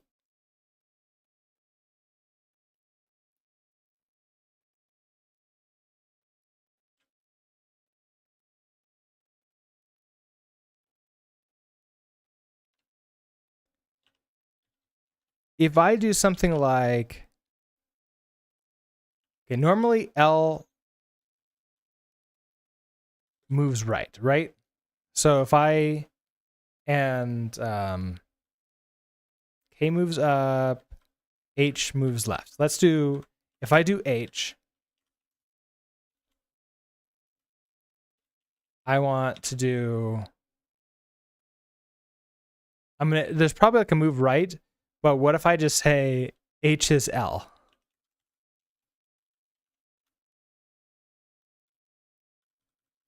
Because that should move right, but it doesn't.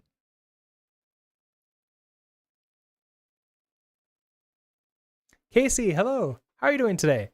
Ask you if it's your birthday today. Oh, okay. Is it your birthday today? Deepak, by the way, Actix has better documentation. Actix has a website. They already get automatic better documentation just by having a website. It's very strange to me that Axum has gotten so popular, and I like it. It's like a lot of people seem to really like it a lot, and yet they still don't have a website or a logo. Oh, it looks like we ran out of music. Well, it lasted longer than last time, but that's because I've, in between streams, I have been finding new music and adding it into the playlist. So we'll eventually get to a stream where the music lasts the entire time, and then eventually it'll not always be the same music every stream.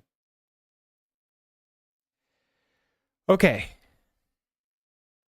Yeah, being associated with Tokyo also does help a lot because the Tokyo is incredibly popular, and one could argue that they've kind of won the async battle because these days I don't really see anybody talking about using any other async runtime like small. It's just Tokyo. Just set up Tokyo and use Tokyo. And I mean, I think it's fine. I do sometimes disagree with putting async into library code. But it's a thing. I do not want to sing happy birthday, but I will say happy birthday. And so, yeah, there's that. Okay, so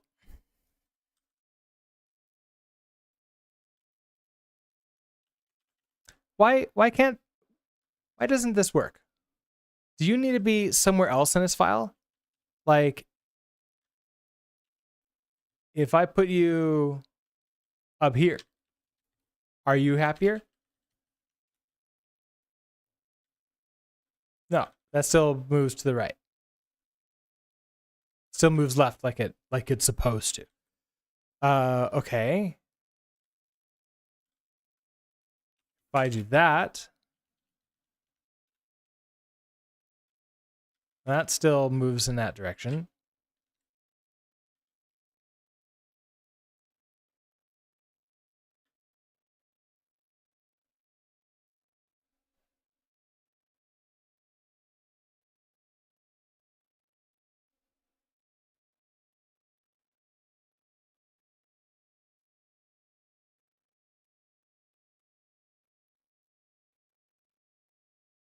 I'm gonna guess we could try scroll up.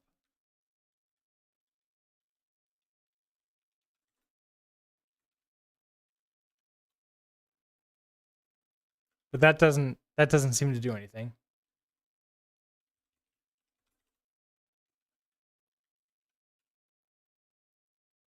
Neither does that. That doesn't scroll it up either.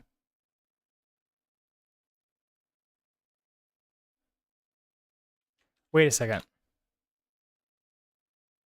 No, I'm in. Wait a second.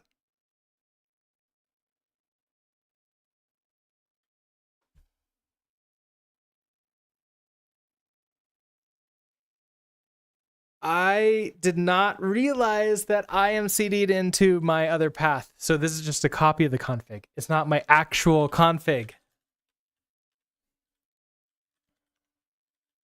That would be helpful, wouldn't it? That would be helpful. So keys.normal. We want CR. I think I can just do this, right? CR equals at, I don't even know I could think reload like that. I think that's all I need to do. So then config reload. Well, now I need to actually update this. So let's do another new.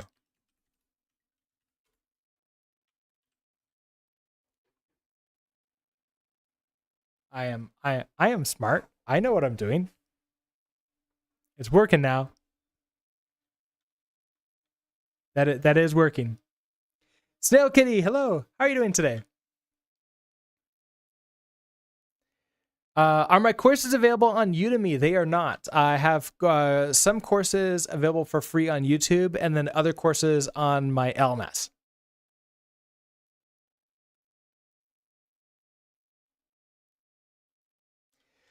So that was a fun thing to do, but okay. So now I can do Control R to reload this. So delete you. Control R reloads. Okay, great. Wonderful. I know what I'm doing. Let's rename. What's this? Come on. Pane. Oh, it's C. Real config. And then here we're gonna go to code, Wix builds, Helix config.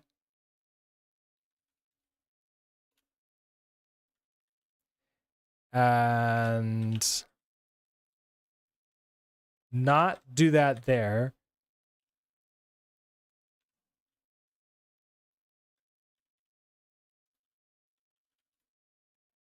Not do that. I want to go to the bottom. Oh, over there. Go to the bottom. Paste you in. Okay. Now you can see reload. Okay, so I can put this in here like this. So reload the editor, the buffer. Reload the buffer from file. From disk. I guess like disk isn't really the correct word anymore, but it makes sense in my head because I am old. All right, so if I do that, now let's go. No, don't want that. I want down. And we can say commit. All right, so we added a key command control R to reload the file from disk on normal mode. All right, and that's pushed up. Now that was all in order for me to trust that I could eventually handle this. Have you all on the side. It's also undo full screen mode. So let's create a new Zellage thing here.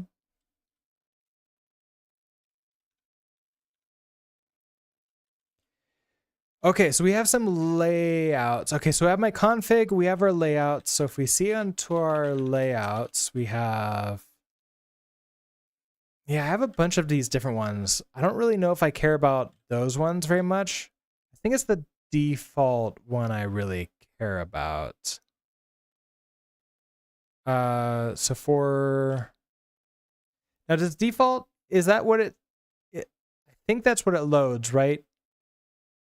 When I load a new one, we're gonna find out. So for default, I don't really have anything in here. We just have like, we have a tab and a pane. So that loads up. Oh, it's for, okay.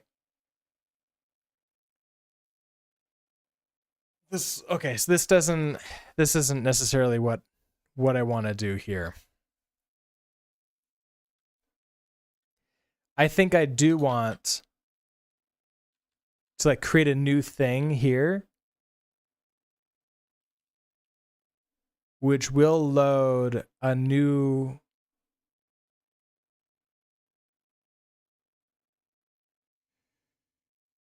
how do I load a new pane from a,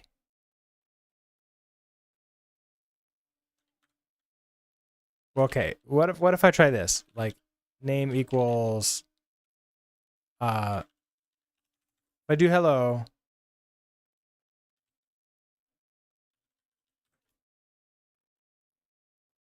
Oh, that, okay, so that named that tab hello like that.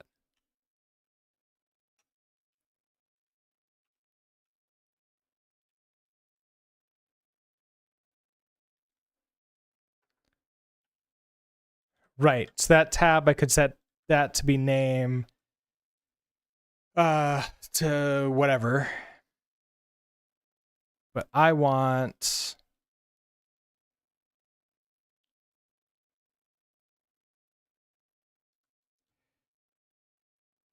I guess here, the real test would be Your tab is like that. Yeah, that doesn't get a new name like that. That stays here. So how would I load up the default when I open up a new tab? Is that even something I can do in Zellage? Now it's been a while since this is updated, so I'm not 100% sure.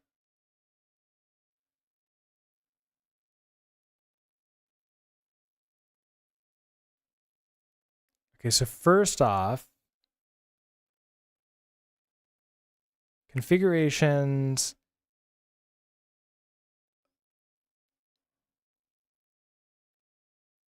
Layouts are text files that define, okay, yeah.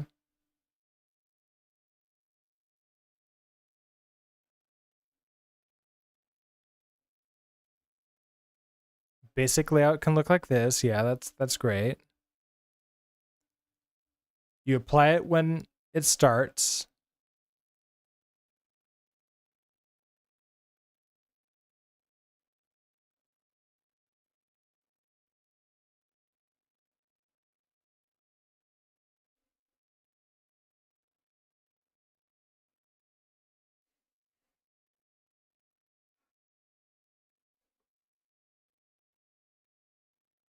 Layouts residing in the default directory can be accessed by their bare name. So, but that's creating a new one.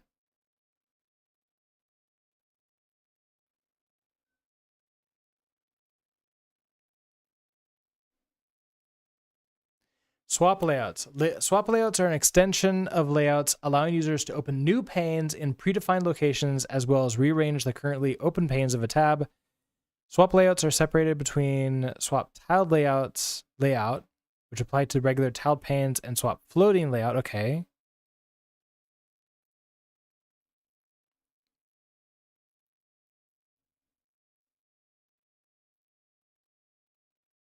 Swap layouts can either be included directly in a layout file inside the layout node or in a separate swap.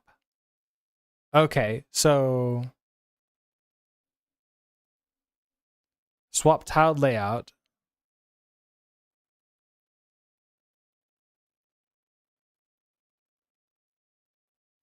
When this layout is loaded, the first two panes are open horizontally. The next pane, well, wait, I don't think I want that.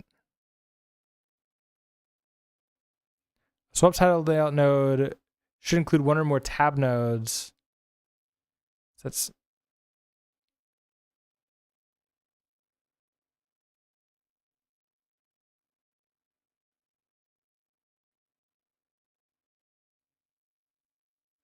I don't think I want like new tab things, don't I?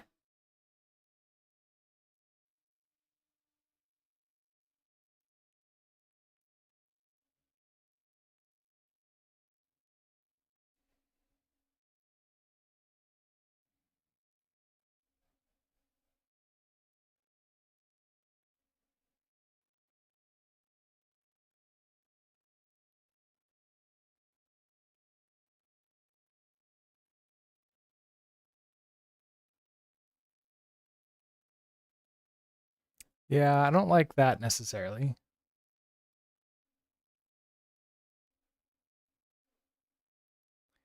Now there is plugins.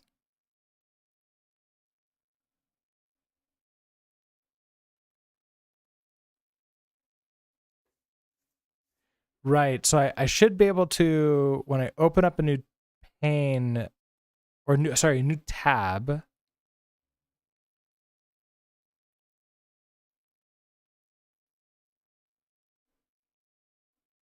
Yeah, okay. Controlling search through CLI.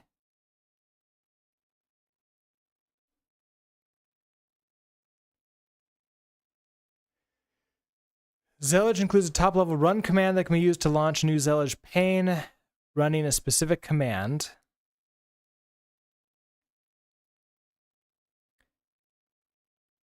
Close the pane immediately when its command exits. That like actually runs. like runs a new thing, right? I think I want action. Yeah, okay, so this is close tab.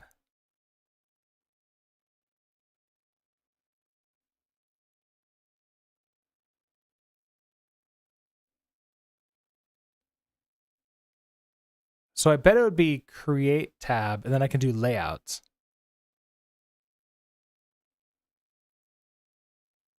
Yeah, new pane, new tab with layout. Okay. So then what I probably want to do,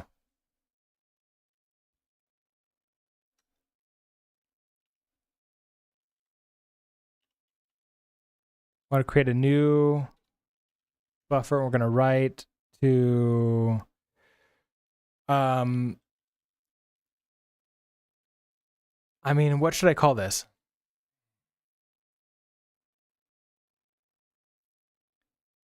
I mean, this would just be standard coding. I mean, I don't want to call it. Well,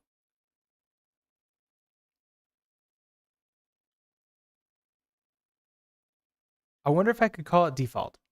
I wonder if we can actually update the default with this. Hold on. With you, if I do pane instead of name hello, so that's this entire pane right here. And I want a pane down here, and then one pane over here that goes all the way down, I think. So that means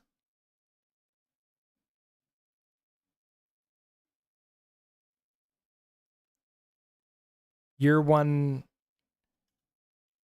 I think we do pane like that, and then pane, and then you're gonna have pane. So out of curiosity, what does this look like? Oh, and well, okay, first we're just gonna do zellage like this. Okay, I want you to be on the right of both of these. So I need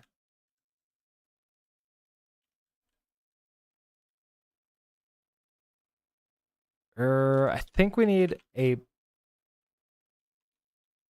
there's like a horizontal direction.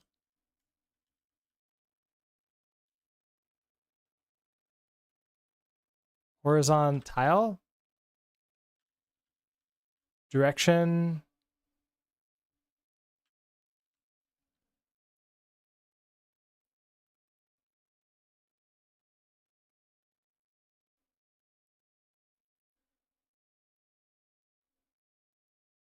Where's my layouts?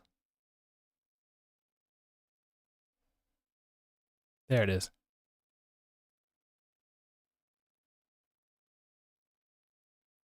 Oh, split direction, vertical or horizontal. So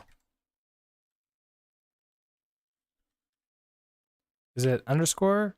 It is underscore. And then you're doing, yeah, okay. So split direction equals vertical. Now, if I do that,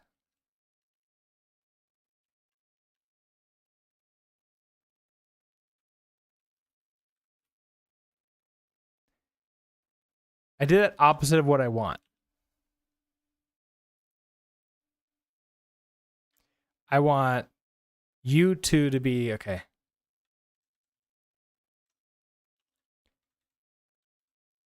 I think I want like a pane. I think we have to start with like a top level pane like that. Is that true? Because then I could do split direction vertical here.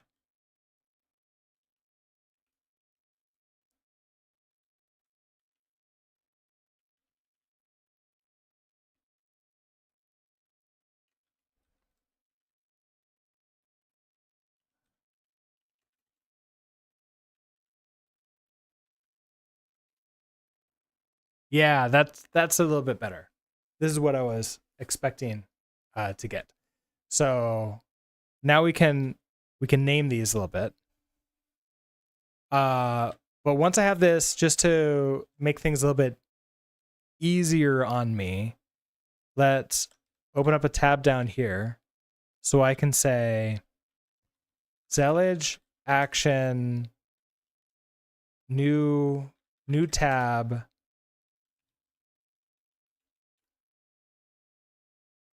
So that does create a new tab, but it doesn't create it with the default layout. So layout default. That's it. So that creates the now layout, the default layout for this.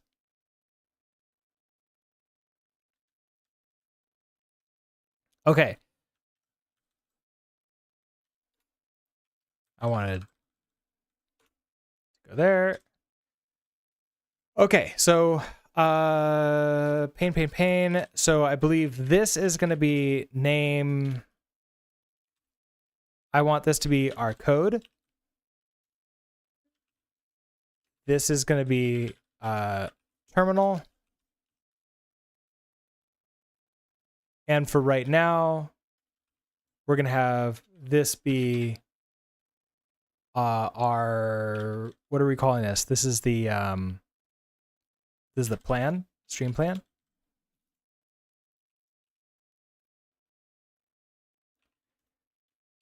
So I think we do command. So we have a, oh yeah. So command is going to be helix on here. So helix, current working directory. So current working directory is going to be, can I do that? Are you going to be okay with that? I want helix, and then isn't there with command, don't I have to give it like another thing for what I pass in? Args. Yeah, args. Args equals, and that's just this. So I want stream plan.md. Okay. So you are not happy. Missing quotes around an argument node.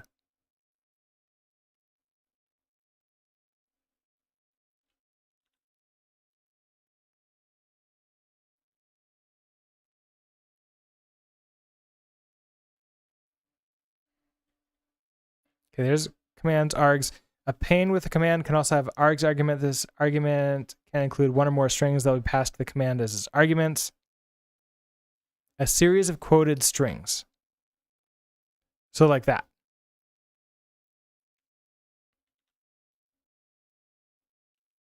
Oh, there's no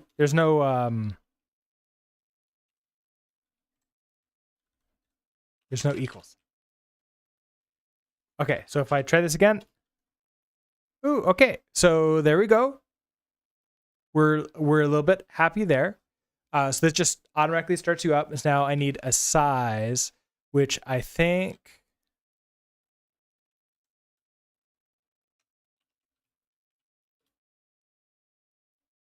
Control C exit. Okay, so I think with plan, I can. I think it's either size or width. So let's do size of, I don't know, 5. I could look up what size actually means, but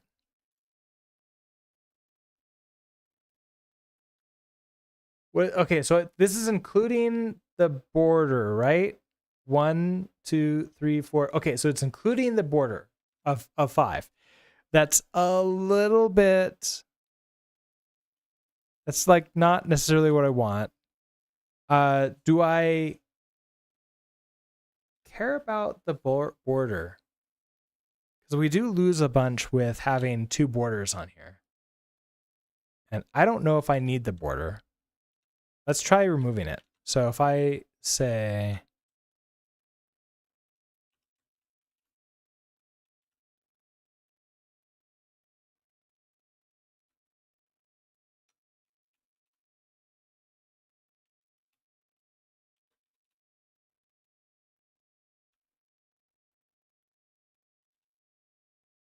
I'm trying... Okay, finally that pain went away. I want to... Size of 5 is a little bit too much. I probably want this to be size like 15. And I think I can have border false.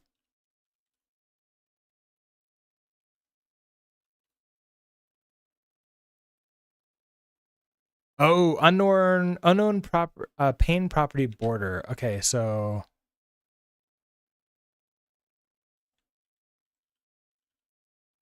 oh, it's borderless. Borderless. Okay, of course.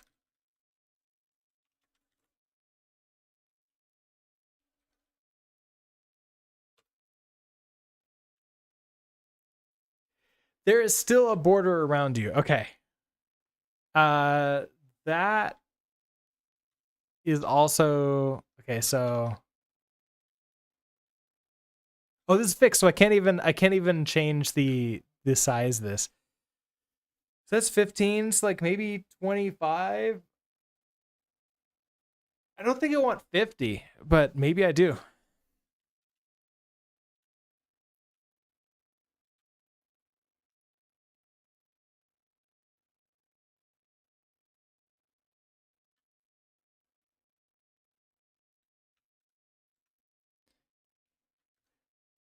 Okay, so borderless, you're not actually going to do anything for me.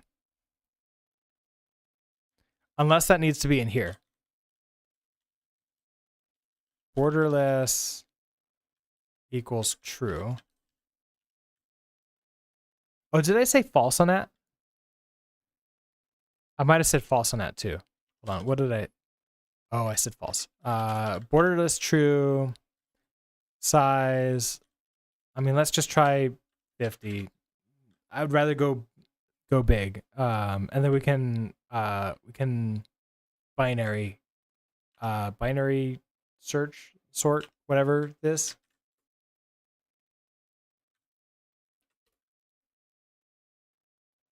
Yeah, that looks a little bit better without the extra border there. Okay, I like that.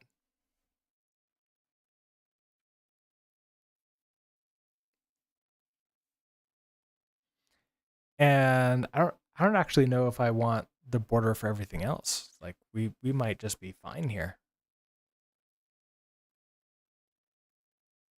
Or I only put the border on this one and I keep everything else borderless. That could work too. All right. Now positioned with me, I think that actually just looks around fine. Oh, I see. The main reason why I want border necessarily is because it makes it easier to tell where my mouse is and what's active.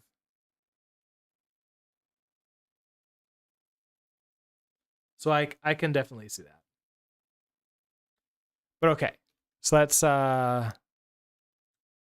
you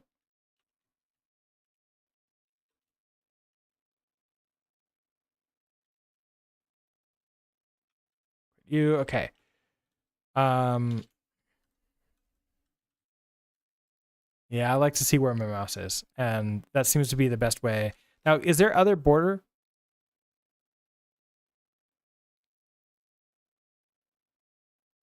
If I could do like border left, that would be okay, but it looks like I can't do...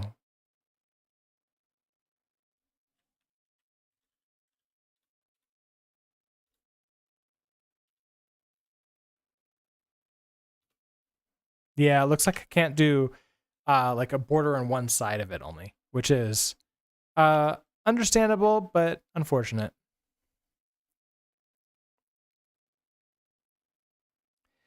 size is the number of,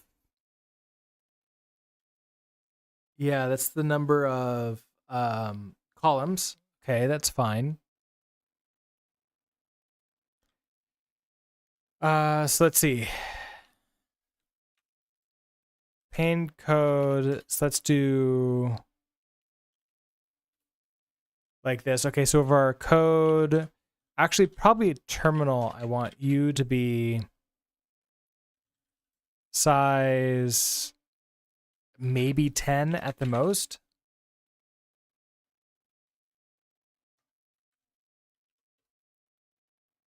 Yeah, so that shows, here's our terminal, that's 10 size.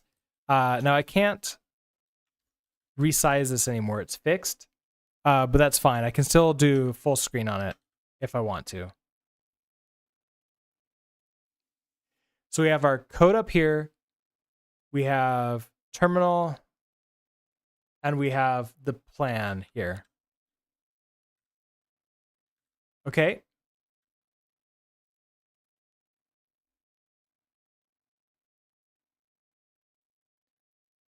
I mean, I kind of think that that's fine. Super Dino, hello, or Supa Dino. Hello, how are you doing today? What are the breaking changes in v.8? So it seems that there's two breaking changes. One is that we no longer need, here, I can come over here.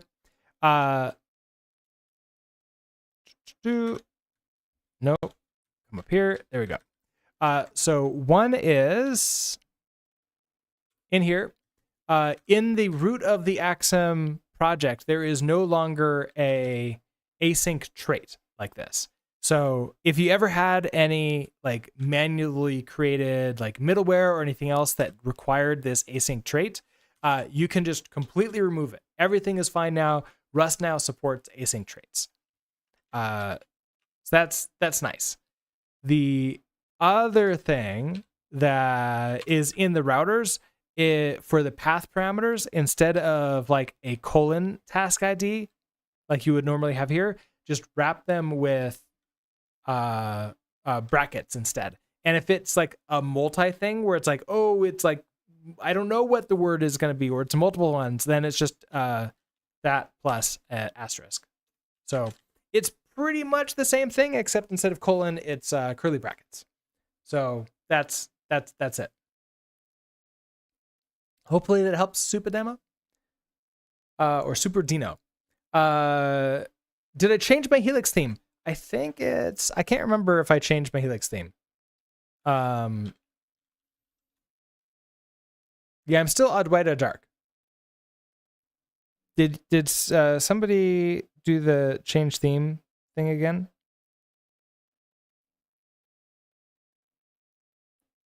Oh, 32 minutes ago. Oh, I was hoping that it would. So I have my thing down below, and I was hoping that it would pop up a little number saying like, "Hey, change this." But apparently I didn't see that. So let's do I have?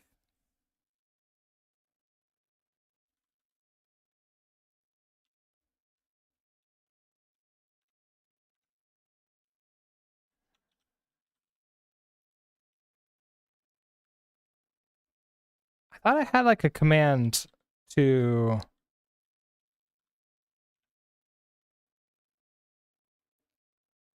I don't think okay, I never created a command to change the theme in all the helixes, which is a bit unfortunate. So let's do it all. Modus vivendi due to Rainiopia. That's a interesting one. I do want to fix my well, as you can see, I want to fix my what is it called? The no, my mind is blanking out. The stream tools, the stream manager, which would make that automatic again. So until then, let us do. Nope. theme. Make sure theme.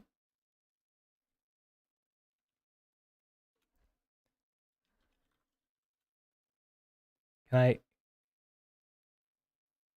Oh, in Ghost, I can't type that. Oh, I can't like copy paste that. That sucks.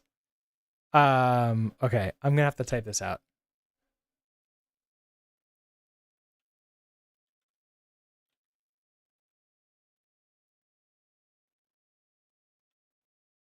Basically, I want that. So I don't think I want to keep this for everything, forever.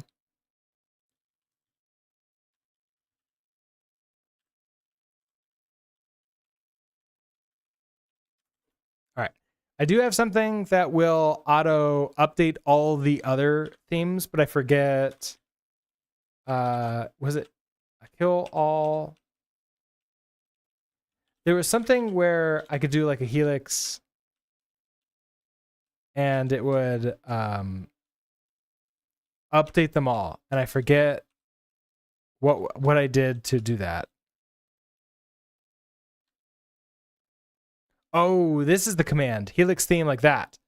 Ah, okay. So I could do helix theme, modus. Okay, hold on.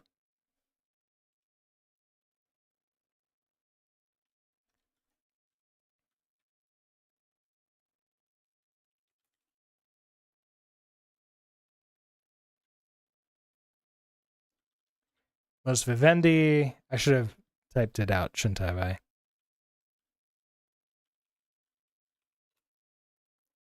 What? Oh, I don't know where that is.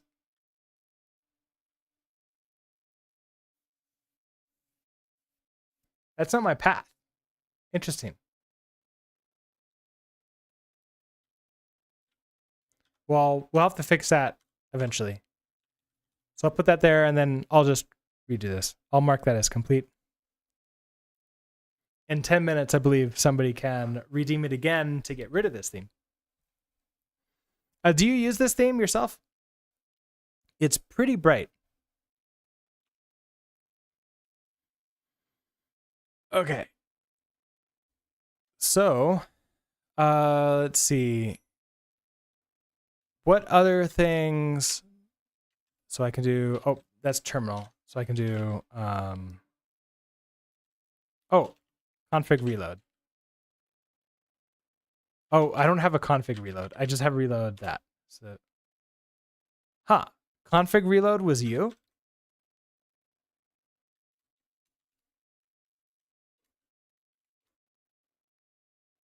Weird. That is not the theme? Will not show me the themes that I got in the past. Oh, I can't see the old theme anymore.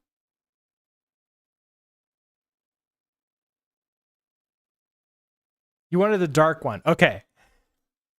Hold on. Okay, so that is the correct theme. I in this one chose the wrong theme. But we can just do a config reload and get the correct theme. There we go. This is the theme, right? Much better. You're right. That was pretty blinding. I wrote it out correctly. I chose it live wrong. That's the reason why I need to automate this. Okay. Much better. So, let's see. Do I like this? For the code here, I could have it drop into like Helix automatically, but I don't know if that's really what I care to do. So I could just let it choose the same directory that I'm in right now. The stream plan goes to where I wanted to go to, and the terminal goes into the same place here, and that's all fine. I mean, I think this is good. So I think, and then I just hit refresh here whenever I want to. So I think we can mark this as done. for creating a new Zellage layout. What I probably do want to do is create a new command. So Zellage.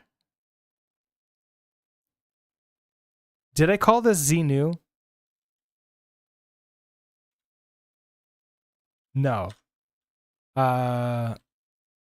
Okay, let's do. Oh, I already have this in here, so let's just reuse this one. So tab, rename you to our ZSH.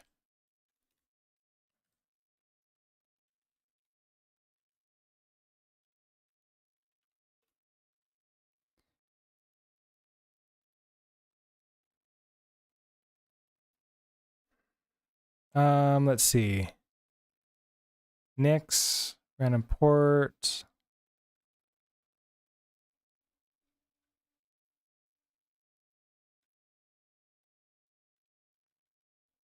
Where did I put any Zellage stuff? Oh, I don't know what I want with that. Let's do a new Zellage thing like this. Let's do alias Zellage n for new tab. I can do ZNT for new tab. So Zellage action. Oh, that's what the AC is for. Action, new tab, layout, default. That's what it is. And I don't think I need the course articles anymore. I think I'm fine with that. So Zellage action, new tab, default layout like that. So then if I come down here, we're going to source my ZSH, and I could do Zellage new tab, and that drops me in here, and then we're good to go. You think that this theme looks really good in Rust? Let's try it out.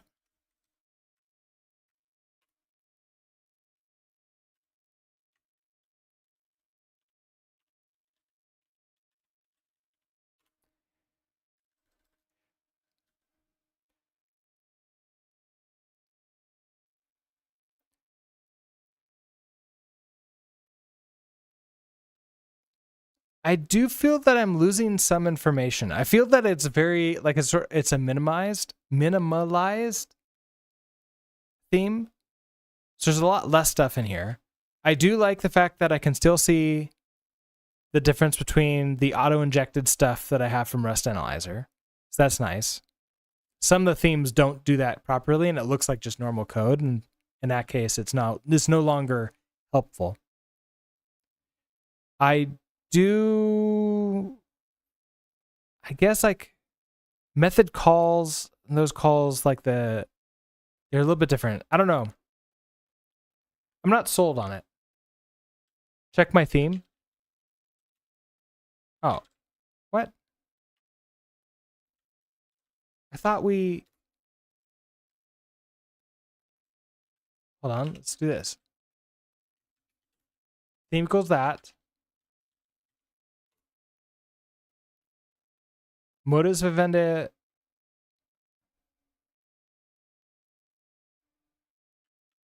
Okay, hold on. Theme. Modus.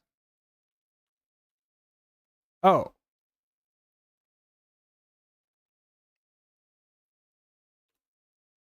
Did I not spell it correctly? Maybe that's the problem. Okay, let's just do this manually here.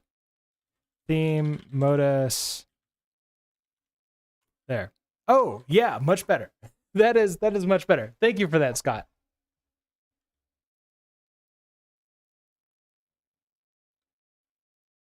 Fix that. Oh, ask. Did I accidentally change something in here? Where did I change that? It jumped to the wrong one. Okay. That's probably what I did. Oh, ask. Yeah. Task. Thank you for that.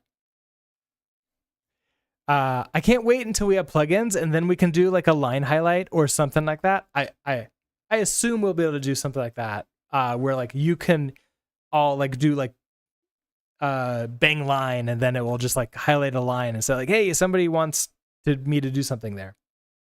Streamx Arc, hello. How are you doing today? Yeah, the stream is going pretty well, although we're going to be ending it pretty soon. It's 12, which means I need to go grab some lunch. And I'm starting to like get to that point where I can't speak anymore, which is always fun to have. But this being said, I do like this. This looks like a pretty good theme. Now,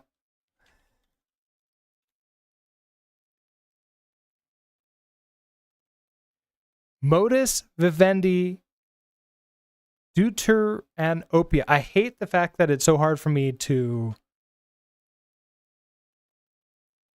type this, and I hate that I can't copy you in order to come over here. Okay, modus. Oh, underscores. Like that. No, that didn't do it.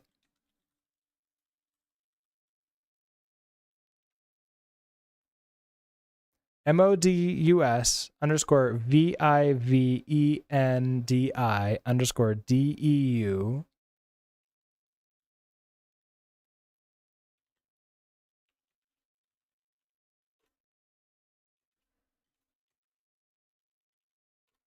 There we go. Got it. Apparently I can't type today either, so that's a good thing. Yeah, it does look pretty good in Rust. So I think we're gonna try this one out for a while. We'll stick with it. You can relate to that. Glad you had a good stream. You should eat something too. Yeah, that's a thing. All right. So thank you, Scott, for the suggestion for this theme. We're gonna stick with it for a while because it does look pretty good. And we also have this set up. Ooh, that looks much better too. So we can now say that we've created a new Zillage layout that includes the stream plan. Excellent. Just a little dyslexia, just a smidgen of dyslexia added in here. I don't have a plan for this layout for this tab of what I'm going to do with it, but we'll figure it out later. So next time the plan is to start working on fixing the stream manager. Now, I don't know when next time is going to be because next week there's a lot of potential things that might be going on. I don't know. I hopefully should find out either later today or tomorrow what I guess my next week is going to look like. But that's I should hopefully know by Sunday at the very latest. So stay tuned to Discord for when I'm gonna stream. If I can know my schedule, otherwise it'll sort of be another sort of random like, oh, I'll figure it out as I go along type week. We'll see. But the plan during that stream, whenever it happens, is to fix the stream manager, get that back up and running again in whatever capacity we can. So with that, thank you everybody for hanging out today.